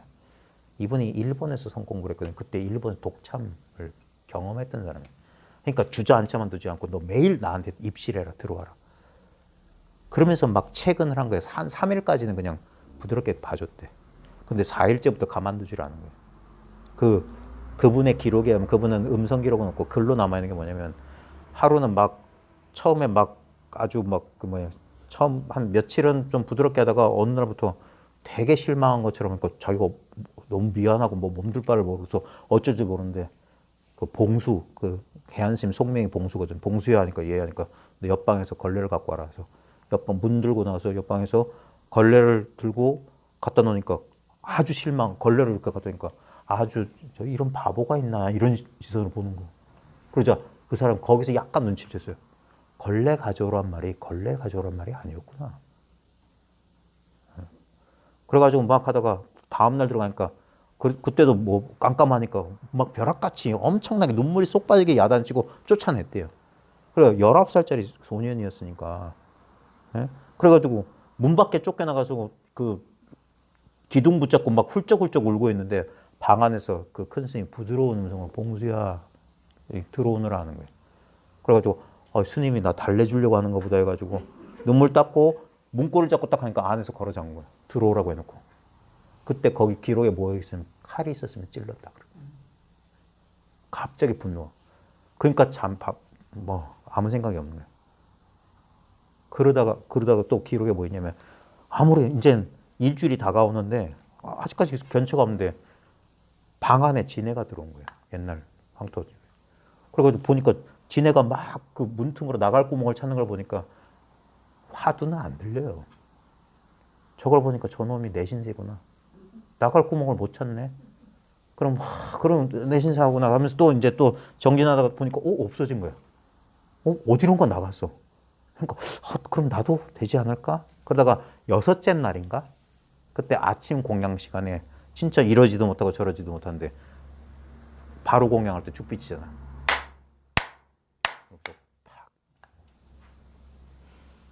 그러니까 이제는 스님한테 입시라고 할 때가 도살장에 끌려가는 심정이었는데 그때 하면서 죽비 소리 듣자마자 하자마자 이제는 빨리 달려가고 싶은 거야. 이제 알았다. 그래서 뭐 시간 되자마자 그러니까 들어오는 자세가 맨날 이렇게 끌려오던 놈이 이게 눈빛도 다르고 자세가 다르잖아요. 그러니까 척 알아보고 야, 너 그때 그 들어갈 때 뭐냐면 넌 화두 뭐 할까? 그러니까 너 은산철벽해라. 자기가 학생 대표로 뭐 참선은 은산철벽을 뚫어야 된다고 하니까 아는 소리 하니까 큰 스님이 너 그러면 넌 딴 거 하지 말고 은산철벽해라. 그래 은산철벽은 뚫었느냐 물었어요. 딱 오자마자. 그러니까 봉황이 벌써 은산철벽 바깥으로 나가지고 오래입니다. 그런 거예요. 그러자 인연바라 하면서 녹차를 한 잔 딱 하면서 손대지 않고 마셔봐. 거기에 답을 했어요. 그건 책 보세요. 안 가르쳐줘야지. 그래가지고 그랬어요. 그래가지고 그 오도성이 저번에 김해에 갔을 때 그 은하사 대웅전 주련에 해안스님 오도성이 써있다니까. 어떤 인연으로 그 전라도 스님인데 김해 대웅전에 써있는지 그 아시는 분은 좀 가르쳐주세요. 왜 저 오도성이 김해 은하사 대웅전 주련으로 써있는지. 보통 화엄경 개성을 주로 많이 쓰는데 그랬고 경봉스님도 여러 번 얘기했지만 촛불 춤추는 거 보고 깨달았고 다 그런 기원으로 하는 거예요. 여러분들도 나름대로 이제 자기가 공부하다 보면 어떤 한 기원에 이걸 돌아보게 된다고요. 근데 돌아보게 되면은 그러니까 시간 지나야 돼요. 시간 지나면 부수적인 것들은 다 탈색하고 본질적인 것만 또렷이 남는 거예요. 그때 느꼈던 희열, 그때 느꼈던 감정, 그때 막 길길이 날뛰었던 사람들도 시간 지나면 차분해져요. 그 길길이 날뛰는 사람을 잡아줘야 돼요. 그러면 안 돼. 그 역시 상수 경계라. 어떤 희열과 이제 알았다. 그 알았다라는 지견이 떨어져 나가야 돼. 안다 모른다 그게 떨어져 나가야 돼. 그러기 전까지는 여전히 반쪽이라 부분적인 깨달음이에요. 그러니까 그래서 한 번 깨친 다음에 그제서야 진정한 공부가 시작되는 거예요. 그때부터 중요한 거예요. 그때부터 지도를 탁말을 잘 받아서 이제 이게 쓸모없는 돌덩인 줄 아는데 자기 자신이 이 금광석이란 걸 알았어. 근데 문제는 뭐냐? 여기 잡철이 섞여 있어. 그러니까 재련을 해야 된다. 재련을. 그래서 순수한 금만. 그래서 부수적인 것들, 우리가 동일시했던 감정이나 신체에 대한 집착이나 여러 가지 것들이 엄청나게 남아있어요. 처음에 몰랐어요. 내 속에 이렇게 시끄러운 줄 몰라. 이렇게 부정적이고 그런 것들이 덕지덕지 달라붙었는지 몰라. 진짜 끈끈이처럼 칠통 속에 그 옷, 그 끈적끈적한 악교 같은 것들이 엄청 많아요. 웬만큼 그러니까 이 의식이 전변하는 그 첫 번째 그 이 일별의 순간에 어떤 사람들은 강력하게 그 미혹이 그냥 한 번에 그러니까 벽이 사라진 듯한 그 투과의 체험을 한다니까. 의문이 확 사라져요. 근데 그건 의식 경계상이라. 여전히 우리가 끈끈한 것들, 우리의 감정적인 문제, 그거는 그게 아래아식이라고 하고 함장식이라고 하는 것처럼 저 수면 밑에 숨겨져 있어요. 우리 무의식 속에. 그래서 그런 것들은 어떤 인연만 만나면 이게 나온다고. 그래 종자식이란 말이에요. 비 내리고 날씨 하면 싹이 트듯이 우리 무의식 속에 저장되었던 여러 가지 부정적인 감정들이 표면적으로 없는 것 같은데 어떤 경계만 나타나면 그게 탁 발현되거든요. 그걸 심리학적으로 내면의 어린아이라고 그러기도 하고 뭐 트라우마라고 그러기도 하지만 그건 함장돼 있던 거예요. 그래서 무의식 경계까지 투과해야 된다는 소리가 뭐냐. 그게 그래서 세월이 걸리는 거예요. 무의식 경계라는 게 나와라에서 나오는 게 아니거든. 시절 인연이 되면 봄 되면 싹 트고 가을 되면 낙엽 지듯이 그래서 10년 세월 동안 반복적으로 경험하는 거예요. 공부는 계속 좌절과 포기의 과정이에요. 내가 그렇게 애착했던 모든 것들로부터 손 떼는 과정이라. 그래서 공부가 즐겁지만 않아요. 물론 괴로움만 있는 것 아니에요. 그러면 공부 못해요. 순간순간 경계들이 바뀌는 것들이 있어. 그러니까 죽지 않을 만큼 괴롭다가 한 번씩 경계가 바뀌어요. 그러니까 큰 좌절 속에 있다가 한 번 경계가 싹 바뀌어. 그래서 이 인내심이 부족한 사람은 인욕바람일이니 정진바람일을 괜히 하는 소리가 아니에요. 인욕과 정진이 없으면 못 견뎌요. 뛰쳐나간다고. 다시 원점 회귀해버린다고. 그래서 빠꾸가 없어야 되는데 불태전으로 가야 되는데 그게 힘들어요. 그래서 그래서 10년세를 버텨봐라는 거야. 그걸로 증명해야 돼. 그걸 못해 사람들. 결국 생각 분상에서 그냥 얄팍한. 그러니까 인격은 안 변하는 거야. 그럼 주둥이만 사는 거야. 이것만 살아. 그래가지고 안 돼. 그러니까 말은 점점 줄어드는 거야. 말할 것도 없고. 뭐냐면 자명해지니까. 이게 분명하지 않으니까 묘사하려고 하는 거야. 분명한 사람 말이 필요 없어. 이런 방구도 필요 없는 거예요. 그게 뭐냐. 점점 가까이. 처음에는 15도에 그게 아주 그러니까 시각적으로 사람들이 이해하기 쉽게 그림으로 표현했잖아요. 처음 주관과 객관으로 아와 법으로 둘이 있다가 그래서 이게 둘이라고 생각하니까 끝없이 찾아 나서지. 그래 만나고 얻잖아요. 그리고 하나가 돼. 그리고는 잊어버려. 먼저 이게 사라져. 대상이 사라지고 대상이 사라지면 이것도 사라져. 이게 쌍으로 있는 거기 때문에. 그래서 자기가 어렵게 얻은 법마저 내려놔야 된다. 그것도 경계다 이거예요. 뭐가 있으면 안 돼. 아무것도 없다는 것이 있어. 공이란 건 유무초월이에요. 있는 것도 아니고 없는 것도 아니야. 그러니까 진공인데 묘이라고 하는 거예요. 그걸 자기 경험으로 이렇게 알아야 돼요.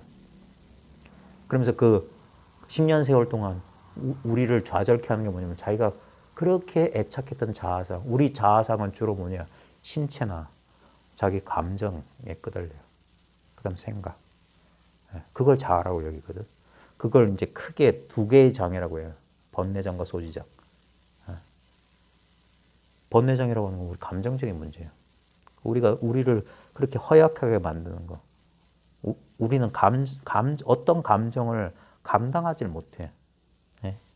그건 뭐냐면 어떤 감정은 애착하고 어떤 감정은 회피하고 저항하고 부정하고 있기 때문에 그래요. 근데 감정은 감정이에요. 감각도 마찬가지고. 그 다음, 그 소지장, 이 아르마리의 장애. 이것도 뭐냐면 이제까지 자기가 믿고 의지했던 사람마다 어떤 사람은 소지장애 장애가 강한 사람이 있고 어떤 사람은 번뇌장애가 강한 사람이 있어요. 감정에 무딘 사람들은 이 지적인 장애 주로 남성들 강하고 그다음 감정적으로 예민한 사람들은 번뇌장애 너무 집착돼 있고 오히려 소지장은 별로 없어. 왜? 별로 지적인데 관심이 없는 사람들은 그런 장애가 없어요 원래. 왜냐면 따지기 좋아하는 사람들은 자기 뭐냐면 실타래를 풀려고 하는 자기 발목에 실이 묶여 있어가지고 풀려고 왔다 갔다 할수록 더 엉키는 거야. 그런 비유로서 할 수 있는데 똑똑한 사람들은 소지장애 많이 걸리고 그 다음에 감정적으로 그런 사람은 번뇌. 그래서 왜 그 있잖아요. 그 경전이나 티벳 경전이나 이런 데 보면 고귀하게 태어난 자요. 우리 대승경전이나 이런 데도 선남자 선녀이나 하는 것들을 보면 그런 장애가 별로 없는 사람들이 있어요. 참 별 인생 무탈하게 살아온 사람들은 그런 번뇌장도 그런 장애의 두께가 그게 선근 인연이 깊다라고 하는 거예요. 참 그 30 이상 80종 갖춘 사람이 드물어요. 준수하게 외모도 참 준수하고 성품도 참 좋고 그거는 뭐냐면 그런 거 있죠. 그 엔터테인먼트 회사나 스포츠계에 정설이 있어요. 네. 기술이나 이런 거는 가르치면 되는데 타고난 신체 조건은 바꿀 수가 없는 거예요. 그런 거 맞지만 그런 복이 있는 사람도 있어요. 네. 그렇다고 해서 걱정할 필요 없어요. 나는 복이 없는 그건 비교해서 하는 거고 나는 더 이상 이거 이상은 완벽해질 수 없어요. 그건 형상적인 그건 현상적으로 따졌을 때 참 그런 사람들은 장애가 없고 그렇지만 그럼에도 불구하고 그가 나는 아니잖아. 내 입장에서 내가 어떤 장애가 있든 그건 내 문제예요. 내가 해결할 수 있고 예. 그리고 이 입장에서는 해결이 돼요. 다만 내가 강하게 집착하고 있는 만큼 시간이 좀 오래 걸리고 괴로울 수 있다는 거지. 근데 그래서 정말 원하는 얘기예요. 마음 편해지고 뭐 행복하게 사는 거 말고 그래서 진짜 진리만 원하느냐고 묻는 거야. 근데 도중에 멈춘 사람들이 많아요. 제 18번 있죠. 저는 공부하는 사람 안 믿는다고. 아무리 말로 공부를 하고 저한테 감사해도 저는 1도 신뢰하지 않아요. 세월 지난 다음에 얘기해 봅시다.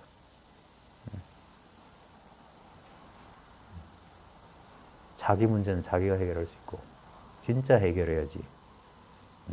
근데 대부분 도중에 멈추거나 제자리에 있거나 돌아가요. 예. 그러니까 당장 그러지 말라고 하는 거예요. 큰 소리 치지 말라고 하는 거예요. 지난 다음에 얘기해 봅시다. 예. 저도 마찬가지예요. 저는 어쩌다 보니까 다른 사람들한테 공개돼 있거든요. 2013년 이후로 저는 다 공개돼 있어요. 아직까지는 지금 떠벌리고 있어요. 지금 한 8년? 지켜보세요. 10년 뒤, 20년 뒤에도 여전히 변함없이 떠들고 있다면 근데 갑자기 이놈이 이상한 이런 노란 관을 하나 쓰고 수염을 하면 갑자기 없던 머리를 길러가지고 말총머리를 하면서 부채를 촥 하면서 그런다면 저놈 아이고 사꾸라 사기꾼 같은 놈.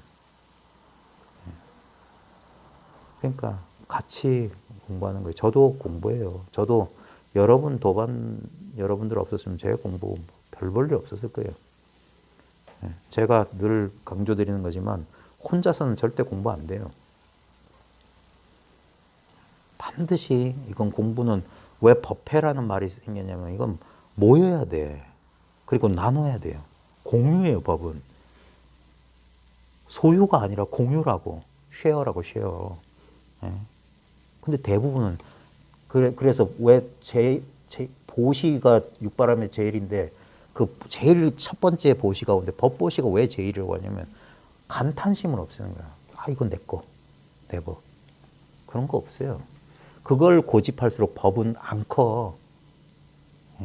오히려 열어서 공개해야 돼. 자기의 허점과 자기의 연약한 부분을 열어야 돼요. 그걸 감춘다는 건 아직 지켜야 되고 보호해야 될 뭐가 있다는 소리예요. 그러니까 우리 공부 모임에서도 자기소개 좀 하라면 소개 더럽게도 안 해. 참, 그게 지켜야 될 게 많아요. 두려워서 그래. 그냥 그걸 이해 못하는 바는 아니지만, 그러니까 조금 그 간을 좀 보시긴 보셔야지.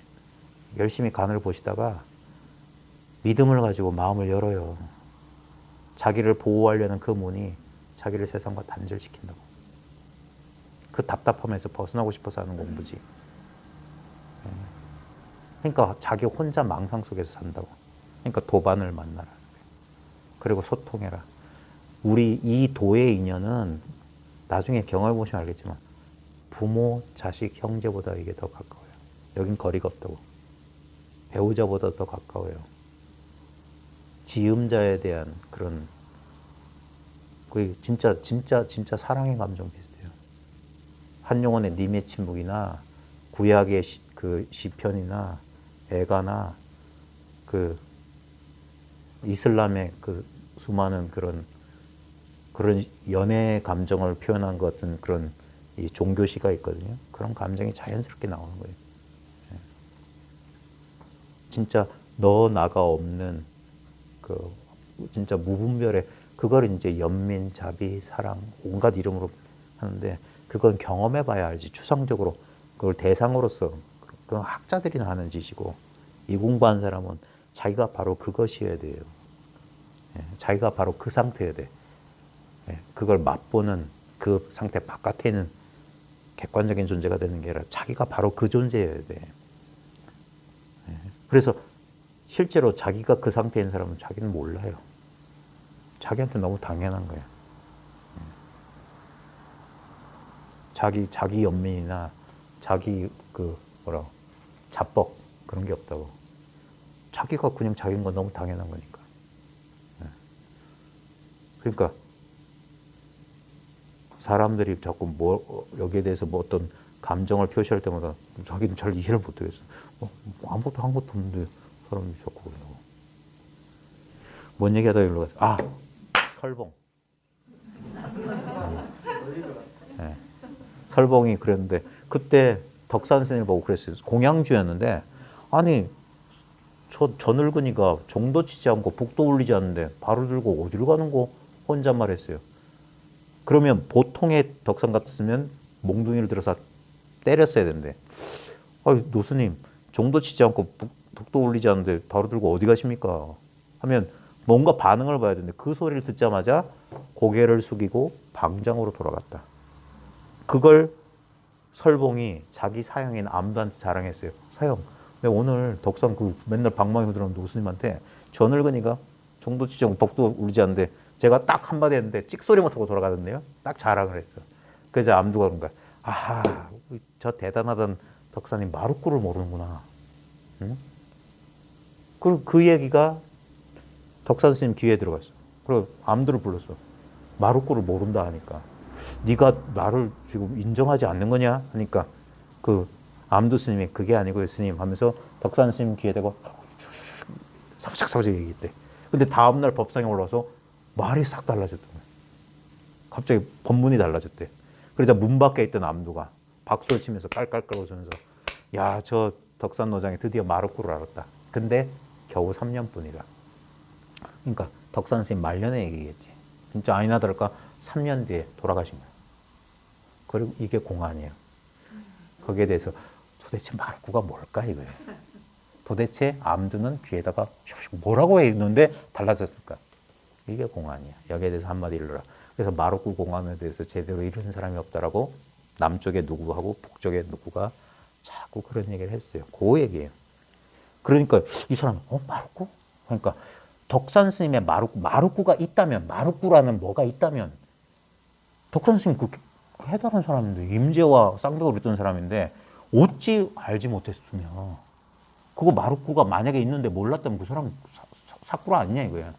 그 다음에 만약에 마루꾸 같은 건 거짓말이야. 있지도 않은 거야.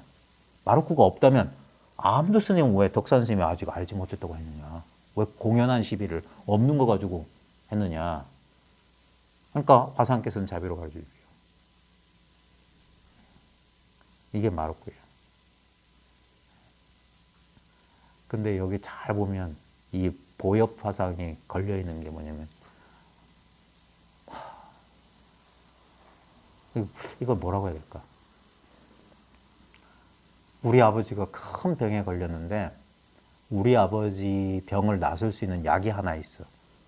뭐냐면 토끼뿔하고 거북의 털을 가져오면 돼. 그러니까 효자가 토끼뿔 거북털 그걸 막 찾는단 말이에요. 그런 거 아유 비유가 좀 그런데 자 일단 가봅시다. 좌우장 그런 거예요. 지금 그러니까 허당스님이 말했다. 자 마루꾸가 있는 겁니까 없는 겁니까 이거예요. 예?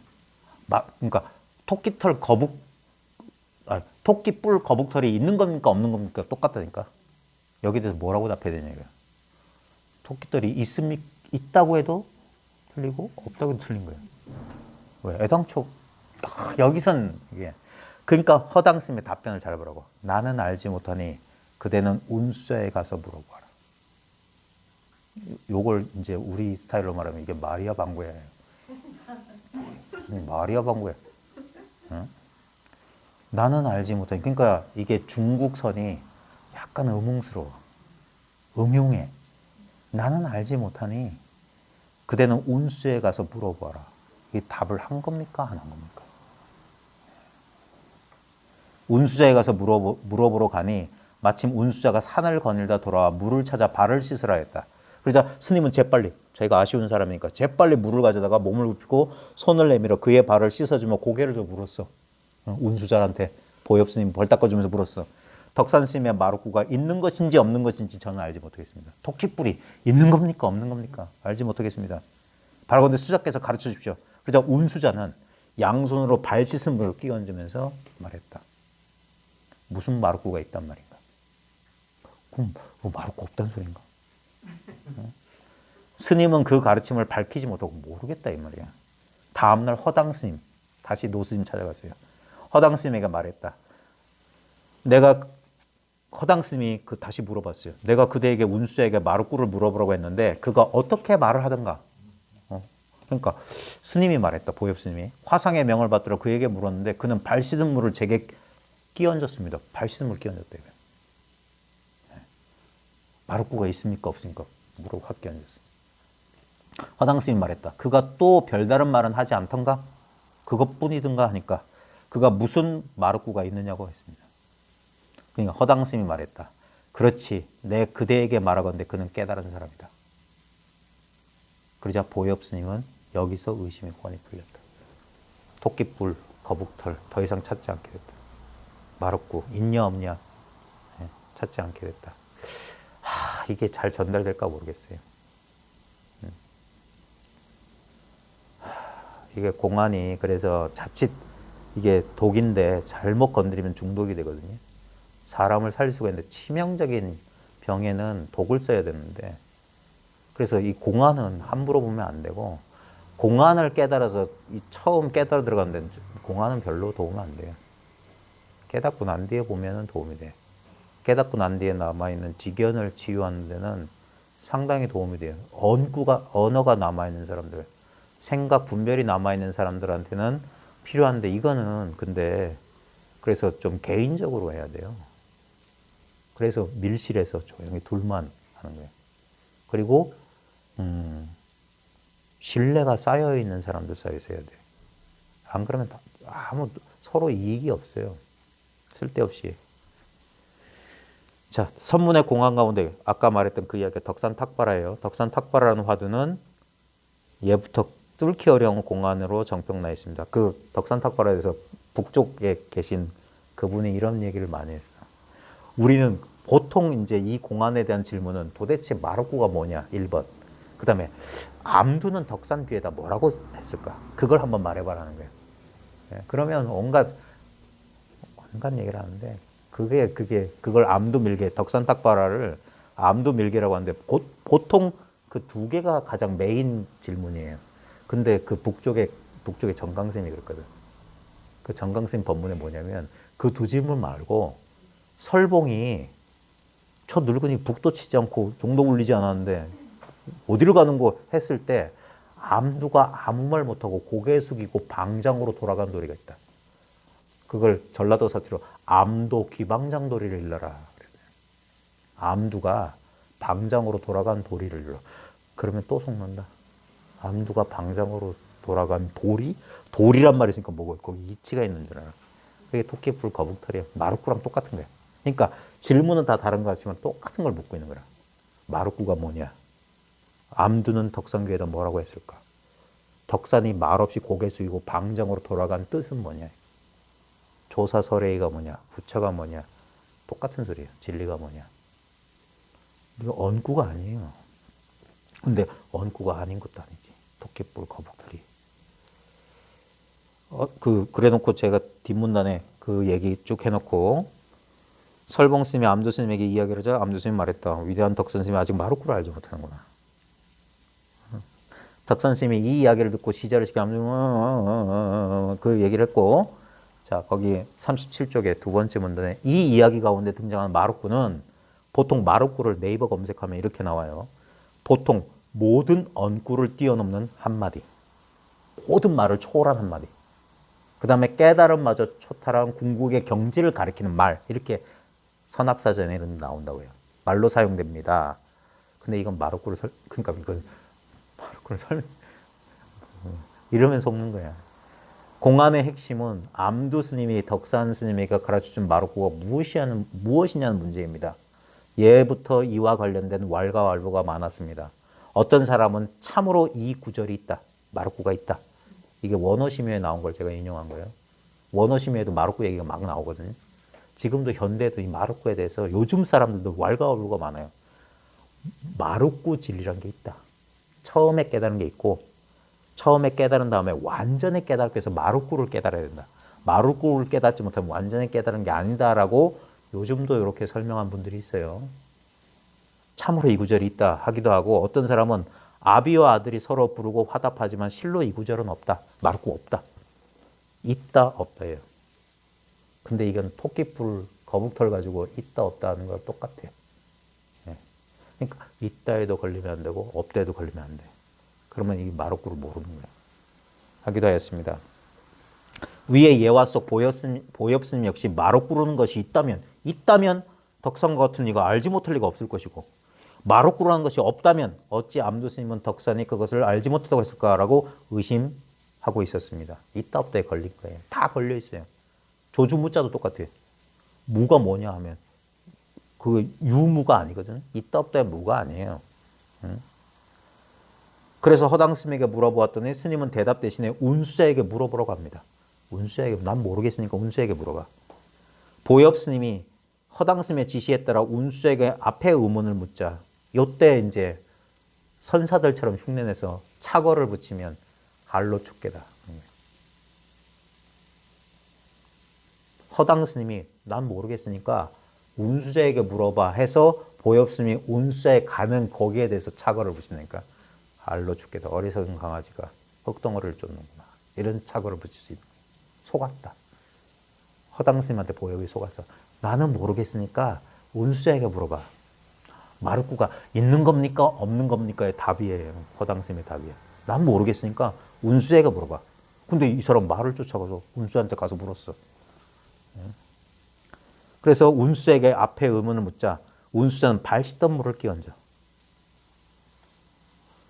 무슨 마루꾸가 있단 말인가 하고 꾸짖었다. 애초에 보엽 스님의 질문에 허당 스님이 나는 알지 못하니 운수자에게 물어보라 한 것은 대답을 한 것일까요? 안 한 것일까요? 말일까요? 방구일까요? 방구는 그러니까 트림한 거라고 할까요? 입을 열긴 열었잖아. 말을 한 걸까요? 트림한 걸까요? 운수자는 보엽 스님의 질문에 어째서 물을 끼얹으면서 꾸짖었을까요? 마루꾸가 있는 겁니까? 없는 겁니까? 있으면 있다고 하고 없으면 없다고 하지. 왜 물을 끼얹고 무슨 마루꾸고. 마루꾸는, 자, 마루꾸가 아까 사전적 정의 다시 한번 봐볼게요. 모든 언구를 뛰어넘는 한마디. 자, 모든 언구를 뛰어넘는 한마디에 한마디가 있을까요? 한마디도 모든 언구에 속하잖아.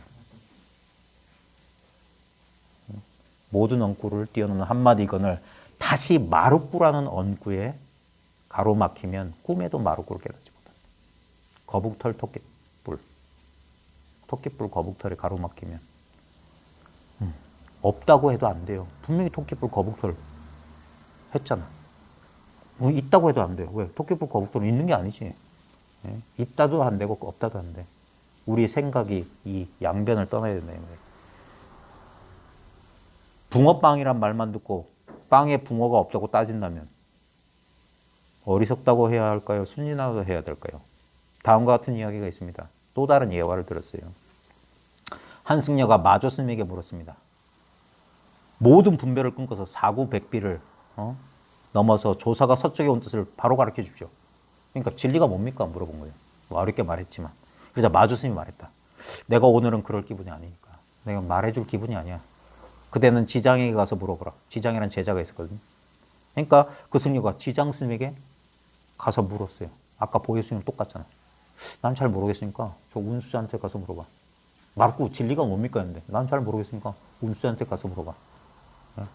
조사가 서쪽에서 온 뜻이 뭡니까? 내 오늘 기분이 아니야. 그럴 기분이 아니야. 너 지장한테 가서 물어봐.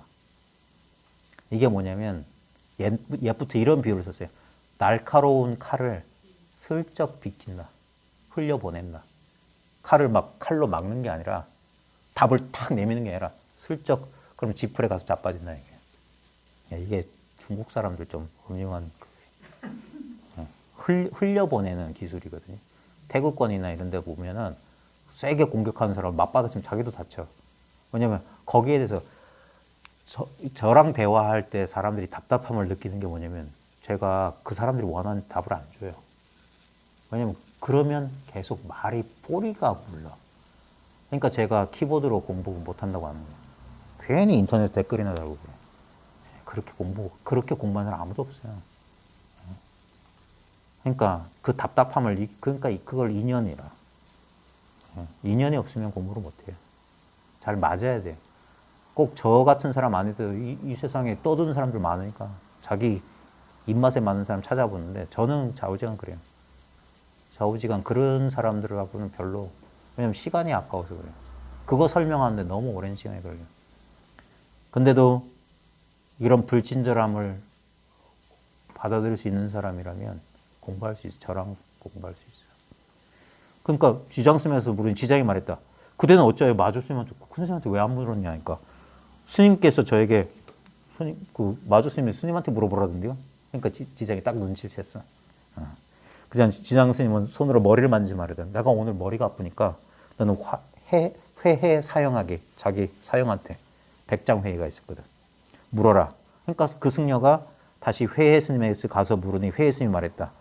나는 여기서 도리어 알지 못하겠다. 나 모른다 그랬어요.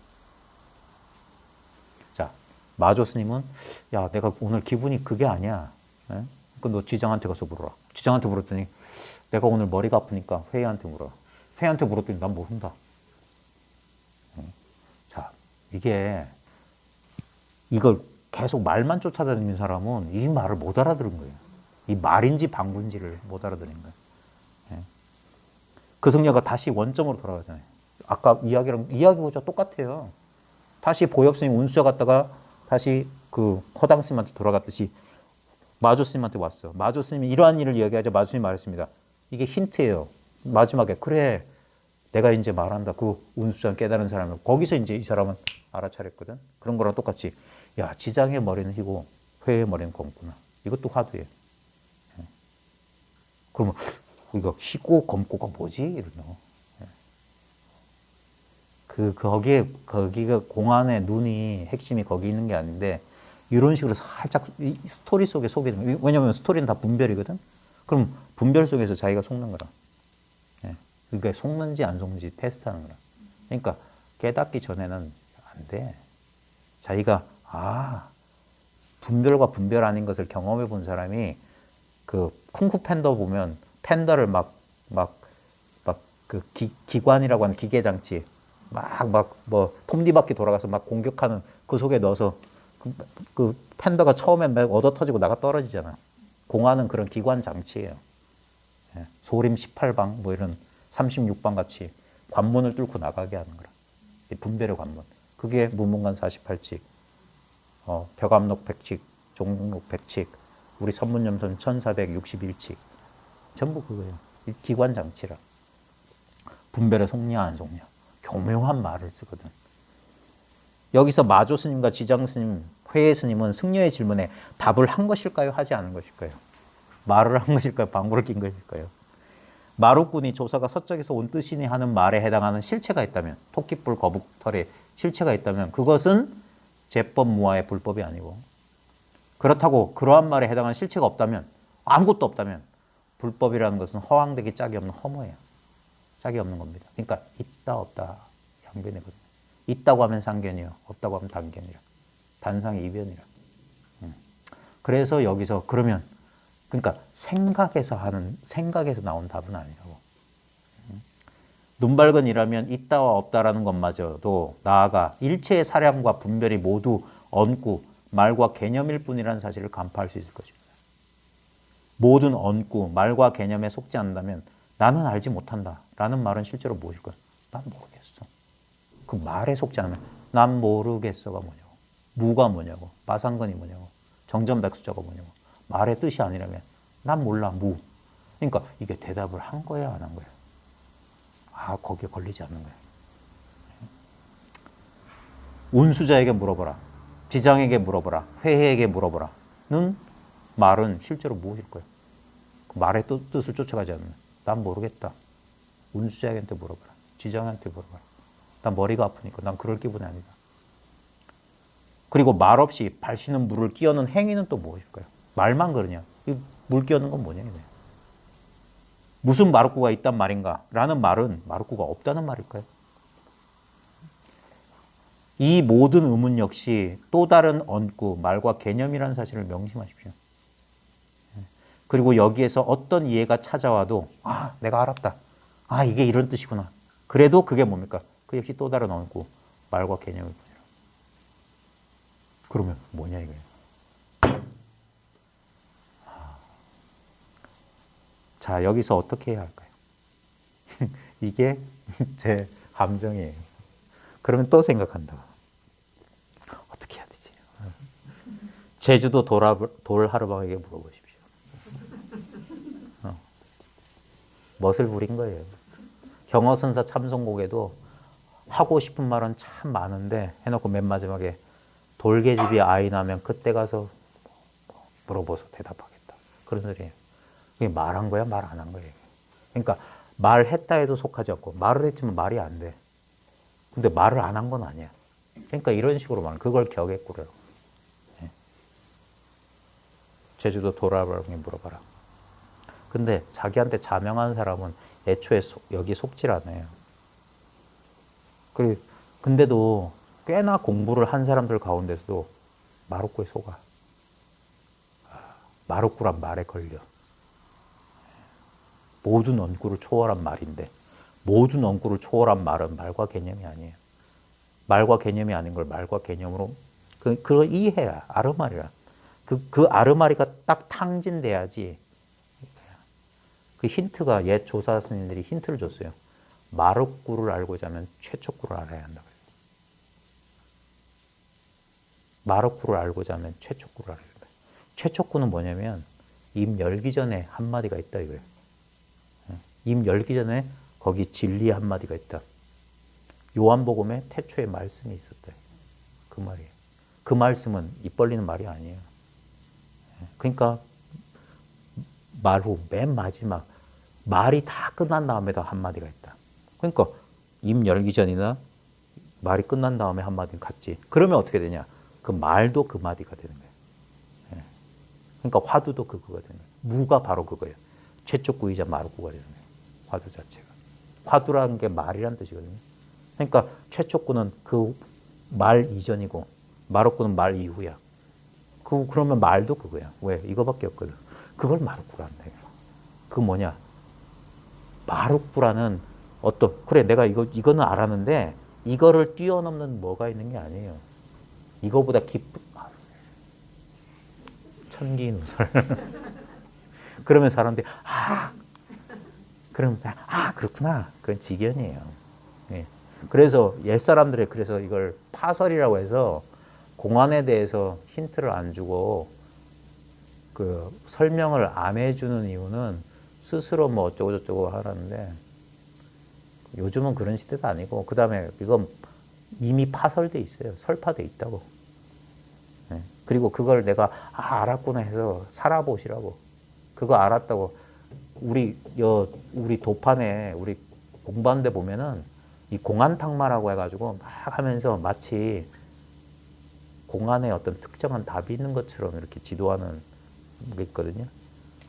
해보면 알아요. 그거 알았다고 해서 자기 의문이 해소되고 자기의 업장에서 진짜 해소되냐, 감정, 소지정, 번뇌장에 벗어나냐 해보면 알아요. 네. 그런 거하고 그건 직연 노름이에요. 공안에 대해서 답을 했네, 못했네. 그런 사람 많아요. 실제로 근세에도 이 공부하는 사람들 가운데 선문답 척척해서 인가받은 사람도 나중에 매해지고 자기의 번뇌에서 못 벗어나는 사람이 많아요. 그래서 재발심하는 사람들 많아. 내가 공안에 대해서 척척히 답을 해서 남한테 인정받았지만 자기는 못 속여. 난 여전히 괴로워. 끄달리고 있어. 그러면 버려야 돼. 대해 스님도 가나선의 창시자 대해도 그랬어요. 제가 원호 밑에서 깨닫고 난 뒤에도 2차례 더 경계가 변했거든요. 그때 자기가 막혀있던, 자기가 깨달았는데도 여전히 뭔가 막혀있었어. 앙굴리마라 공안도 있었고. 그런 데서 자기의 의문에서 해소돼야 돼요. 예. 그래서 처음에 이제 지도자가 필요할 때는 처음에 이 문에 들어올 때 정말 필요하고, 왜냐면 지도자 없이 혼자 막 방황하다가 문득 들어오는 사람들이 없잖아 있어요. 석가모니가 그랬듯이. 그걸 독각이니 연각이니 하는 건데, 근데 그걸 왜 저 대승에서 보면 성문 연각을 그걸 벽지불이라고 해가지고 스승 없이 혼자 깨달은 사람을 이승으로 폄하하는 이유가 뭐냐면 공부가 깊어지기 어려워요. 왜냐면 그런 식으로 방황하다가 이 문에 혼자 들어오기도 힘들 뿐더러 시간도 오래 낭비할 뿐더러 혼자 들어와서 그 이후에 공부가 깊어질 수가 없대요. 그래서 대부분 우리나라 도판에서 이상한 교주하는 사람들은 탁마를 스승 없이 혼자 공부한 사람들은 어떤 경계 체험을 한 사람들, 그러면서 신통이나 어떤 능력을 갖추게 되면 꼭 교주가 돼요. 손바닥에서 씨앗을 틔우고 막 이상한 향내가 풍기고 이렇게 눈만 마주쳐도 막 뭐 전생과 내생이 보이고 그런 사람이 제법 있거든요, 우리나라에도. 그러면 사람들이 거기 혹하고 다른 사람 혹하는 건 두 번째 문제고 자기가 그 능력에 도취된다고 혹해.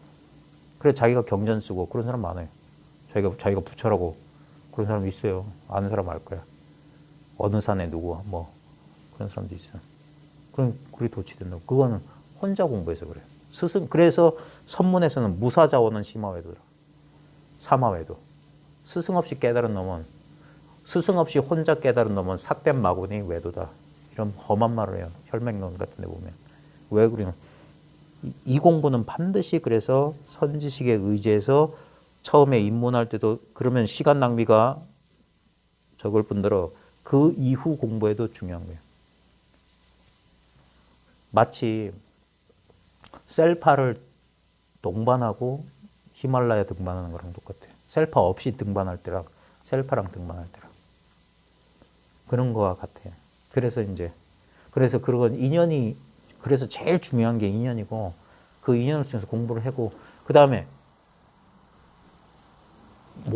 이제까지의 우리 선의 역사는 그랬어요. 선의 역사는 처음에는 스승 또는 선지식에 의지해서 공부했어요. 그리고 반드시 그 그 스승을 능가해야만 돼요. 나중에 대해 이후에 선맥이 이렇게 사라지고 나중에 정토 연불선이 등장하게 된 계기가 뭐냐면 어떤 의미에서는 가나선의 등장이라. 가나선의 왜곡 때문이라. 마치 가나선을 통해서 깨달으면 뭐 붐 하는 이런 건 줄 아니까. 지금 우리나라 그 가나선의 문제점이 뭐냐면 대스님의 가나선을 안 하거든요, 실제로는. 몽산덕이에. 그래서 저 몽산법어를 많이 의지하는 이유가 그게 뭐냐면 일종의 그 삼매수행. 그래서 화두삼매를 그렇게 강조하는 거라. 계속 선정 속에 들어가서 뭔가 붐하고 깨달고. 근데 그게 그럴듯하게 들리는 게 뭐냐면 이런 걸 경험 안 해본 사람은 꼭 그래야만 될 것 같아요.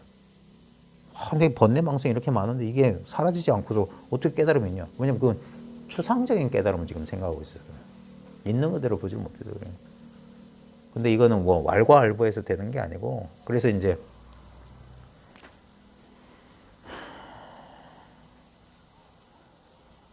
이거는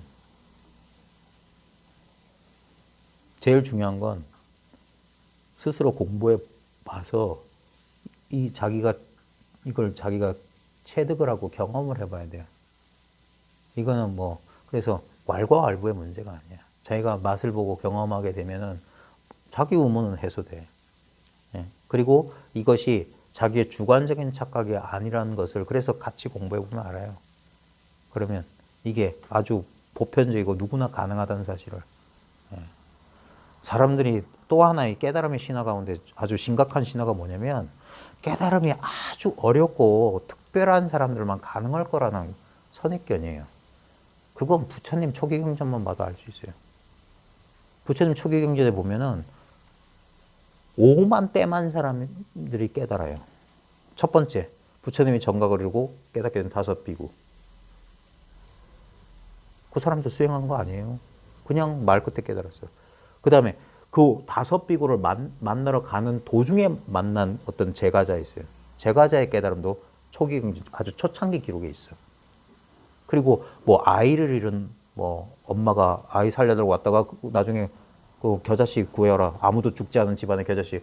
그게 불가능한 사실 알고 그 집착을 내려놓고 귀의해서 그 여인도 깨닫고. 그러니까 부처님 제세 시에는 깨달음은 아주 흔한 경우였어요. 그러니까 1250 어쩌고저쩌고 뭐 500 제대 아라한 뭐 그러잖아요. 500 나한전 하듯이. 그러니까 아라한이 흔했다 이거예요. 그런데 부처님이 인멸한 이후부터 아라한이 드물기 시작했어요. 왜? 신격화됐으니까. 그게 중요한 거예요. 그리고 사람들이 자꾸 왜냐면 자꾸 지금 자기한테 있는 거 말고 딴 걸 어디서 보고 듣고 배운 거야. 그래서 임재 스님 같은 경우에는 뭐냐, 부처를 만나면 부처 죽이라고 하는 게 이거 뭐냐, 선입견, 편견 때문에 그래. 경전부터 보고. 부처님은 불교 경전 보고 불교 공부한 사람이 아니라고. 그 사람 불교를 공부한 사람이 아니에요. 그는 깨달은 자야. 그러니까 불교의 본령은 깨달음이야. 깨달으면 어떤 선입견이나 그런 게 없어요. 그러면 그래서 우리 공부 모임에서도 흔히 확인하듯이 아무것도 모르는 사람이 여기 잘 들어와요. 선입견이 없어야 돼. 왜냐면 이건 없는 거 만들어내는 그런 수행이 아니라 이미 있는 걸, 근데 생각 속에 있는 사람들은 생각과 모양의 분별 속에 있는 사람은 보기가 극히 어려워. 근데 불교라는 진리라는 무슨 수행이라는 무슨 책 많이 보고 수행 많이 한 사람 그 전부 헛개비 거기에 속아 있는 거예요. 그게 공부라고 집착하고 있으니까 안 들어가는 거예요. 그러니까 공부 많이 한 사람들일수록 오히려 들어가기 힘들어. 처음이 힘들어. 공부를 전혀 안 하는 사람 들어가긴 쉬워. 근데 너무 쉽기 때문에 뭐냐, 그거 중요한지 몰라요. 우리 젊은이들한테 청춘의 소중함을 아무리 얘기해도 걔네도 몰라요. 당연한 거니까. 그걸 잃어버린 사람들만, 지나온 사람들만 그때가 좋았던 걸 알아. 젊은 날엔 젊음을 몰라요. 사랑할 때는 사랑이 뭔지 몰라. 그런 거와 마찬가지예요. 그래서 들어가기 어려운 사람들이 어렵게 들어가면 그제서야 소중한 줄 알아요. 그래서 공평하다고 하는 거예요. 그래서 인연 따라 공부하는 거고, 그리고 이건 오래오래 공부해서 부수적인 것들이 저절로 탈각돼야 돼요. 제가 제일 좋아하는 비유가 뭐냐면 대승기 신화에도 무명훈습과 진여훈습이라고, 훈습이라는 얘기가 꼭 나와. 훈습이 되지 않은 공부는 그냥 직연노름이에요. 한 생각이, 그걸 견성이라고 하면 안 돼. 직연이 바뀐 거야. 그럴듯한 직연으로 바뀌었다고 해서 자기 인생 문제가 해결되냐 이거예요. 예? 물론 생각의 전환을 통해서도 많이 편해질 수 있어. 근데 그것만 가지고는 부족하다. 진짜 세포 하나하나, 우리 DNA 속에 우리 온 몸과 마음이라고 하는 이 대상 속에 강렬하게 붙어 있는 그 애착, 그 집착, 그 뭐가 숨어 있는지 모른단 말이에요. 처음에는 지나봐야 돼. 그걸 수신결이나 그 옛 사람들의 비유가 뭐냐면 천년 만년 어둠 속에 있었던 동굴에 불을 켜는 순간 천년 만년의 어둠을 밝히는데 천년 만년이 필요 없어요. 불 켜면 돼. 그게 인라이트먼트라. 불만 들어오면 단박에 천년 만년의 어둠이 사라져. 근데 천년 만년의 어둠이 딱 사라졌을 때 빛이 처음 등장하니까 아, 다 한 것 같아. 근데 여전히 그 동굴에 거미줄, 온갖 독충, 해충들이 곳곳에 숨어 있는 것까지는 처음에는 안 보인다고. 그 동굴에 익숙해져서 가만히 보니까 저기 거미줄도 있고 뭐도 있고 뭐도 있고 시간이 지나면 그게 보인다고. 그래서 공부를 한 다음부터 속이 더 시끄러워진다니까. 더 괴로워져요. 이상하게. 그게 공통하게 동서고금의 모든 그 영적 전통에 동양에는 도고마성이란 말이 있어요. 도가 높을수록 마가 치성해진다. 그 다음에 서구 전통에서는 영혼의 어두운 밤. 버림받은 것 같은 느낌을 받는다. 자기가 분명히 신을 만났는데 그 찬란했던 광의가 사라졌어. 그 십자가의 성요한의 영혼의 어두운 밤은 두 개의 어둠을 말해요. 감각의 어두움과 영혼의 어두움. 그게 감각의 어두움은 정확히 번뇌장이에요. 우울감, 불안감, 두려움. 우리가 회피하려고 했던 감정들을 만든다고. 그게 뭐냐? 우리 자아상 때문에 여전히 집착하고 있는, 분명히 신을 보긴 봤어. 찰나적으로 만났어. 무지의 구름 속에서. 알 수 없는 그 신비 속에서 만났다고. 우리도 자기가 본 게 아니에요, 견성은. 오! 하는 거예요, 그래서. 아주 수동적인 상태로 만나는 거라. 근데 이걸 자기 주동, 능동적으로 바꾼다고 생각은. 내가 봤어. 지가 본 게 아닌데. 그냥, 계시란, 리빌레이션이란 드러남이란 말이에요. 진리가 스스로를 드러낸 것이지. 나는 완전히 수동적인 상태에서 한 거예요. 그리고 그건 찰나지간에 사라져요. 근데 생각은 내가 했다고 자꾸 착각해요. 그걸 나의 소유, 에고의 소유, 성취물로 착각한 거예요. 그 마음 때문에 다시 어둠에 떨어지는 거예요. 여전히 집착이 남아있는 거예요. 그래서 대가를 치러야 돼요. 그리고 감각의 어두운 밤, 영혼의 어두운 밤. 헤맨다고. 그 영혼의 밤을 거쳐서 도고, 그 치성한 복마전을 뚫고 안착되기까지.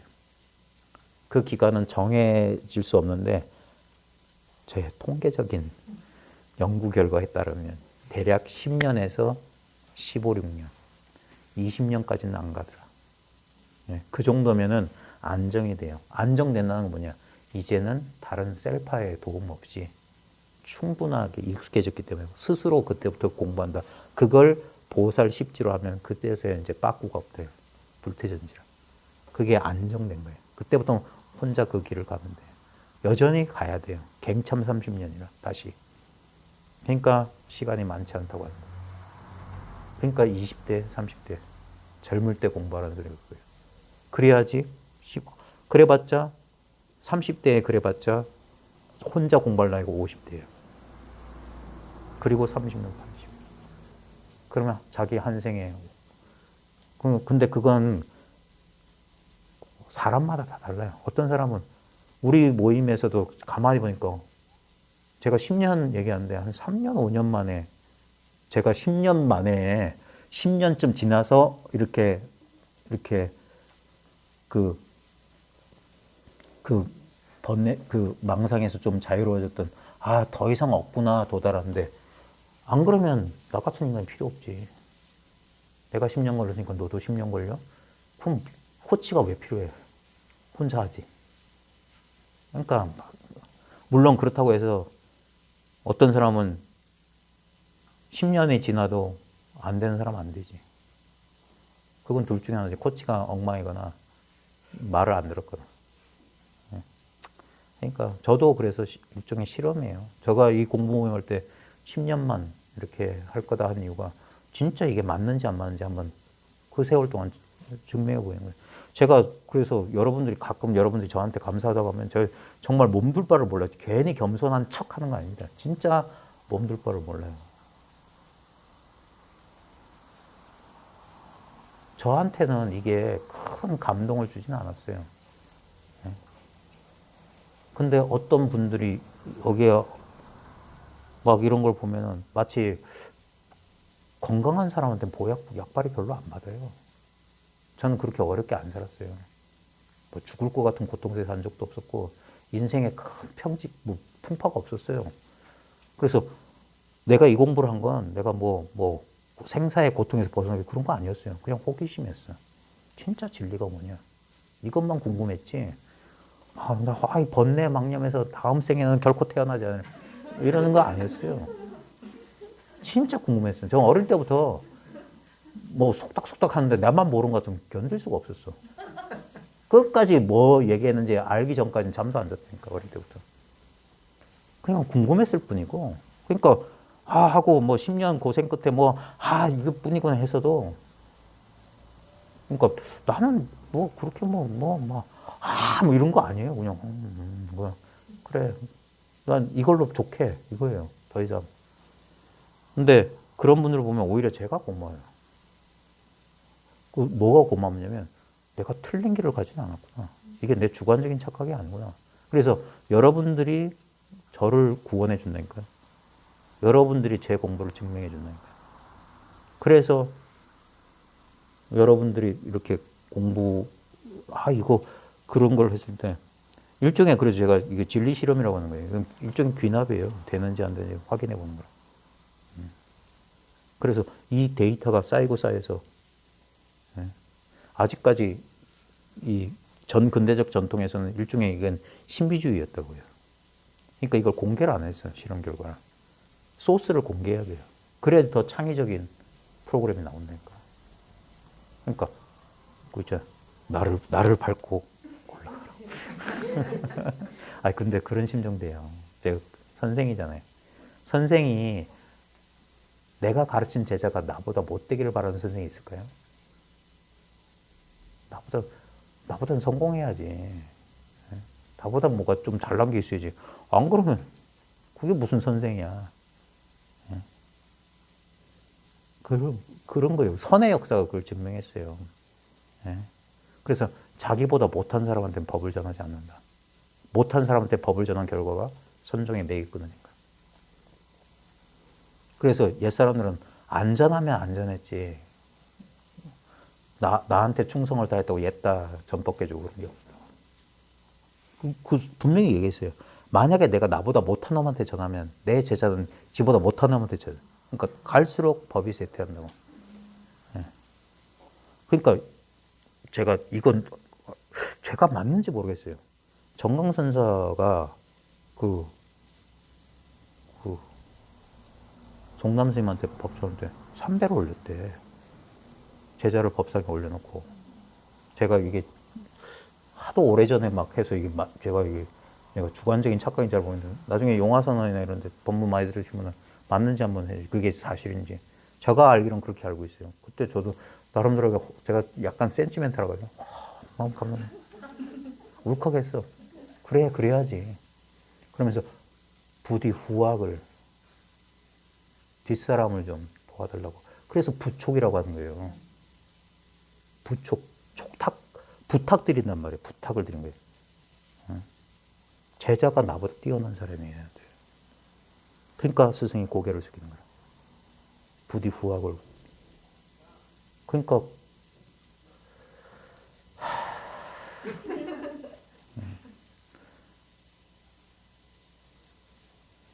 그러니까 그런 사람 하나 만나는 게 평생에 공부하는 사람이에요.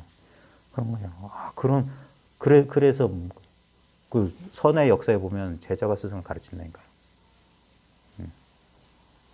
그런 인연으로. 그러니까 같은 도반이지. 네가 우리 둘 중에 누가 진짜 먼저 이게 분명해진 사람, 다른 사람 도와주죠. 그런 거지. 그러니까 이걸 자칫 오해해가지고 이게 무슨 그런 이상한 그런 게 되면 안 돼. 권력 노릇 게임이 되면 안 돼. 자, 이제 쓸데없는 소리 했고요. 다시 원점으로 돌이키면, 원점으로 돌이킨다는 말도 우스꽝스러운 얘기지만 제가 여기서 혼자 2시간 동안 원맨쇼를 했어요. 진짜 말인지 방구인지 모를 소리 했는데 결국은 뭐냐 이거예요. 우리는 단 한순간도 제 말에 속아서 여러분들이 막 꿈속을 헤맬 때에도 이 순간이 있었어요. 이거는 처음에는 되게 무력해 보여요. 근데 이건 아주 강력한 거예요. 우리 내면과 외면의 유일한 힘이야. 대기 대형 우주 만유를 존재케 하는 영원한 생명력이에요. 영원한 형성력이고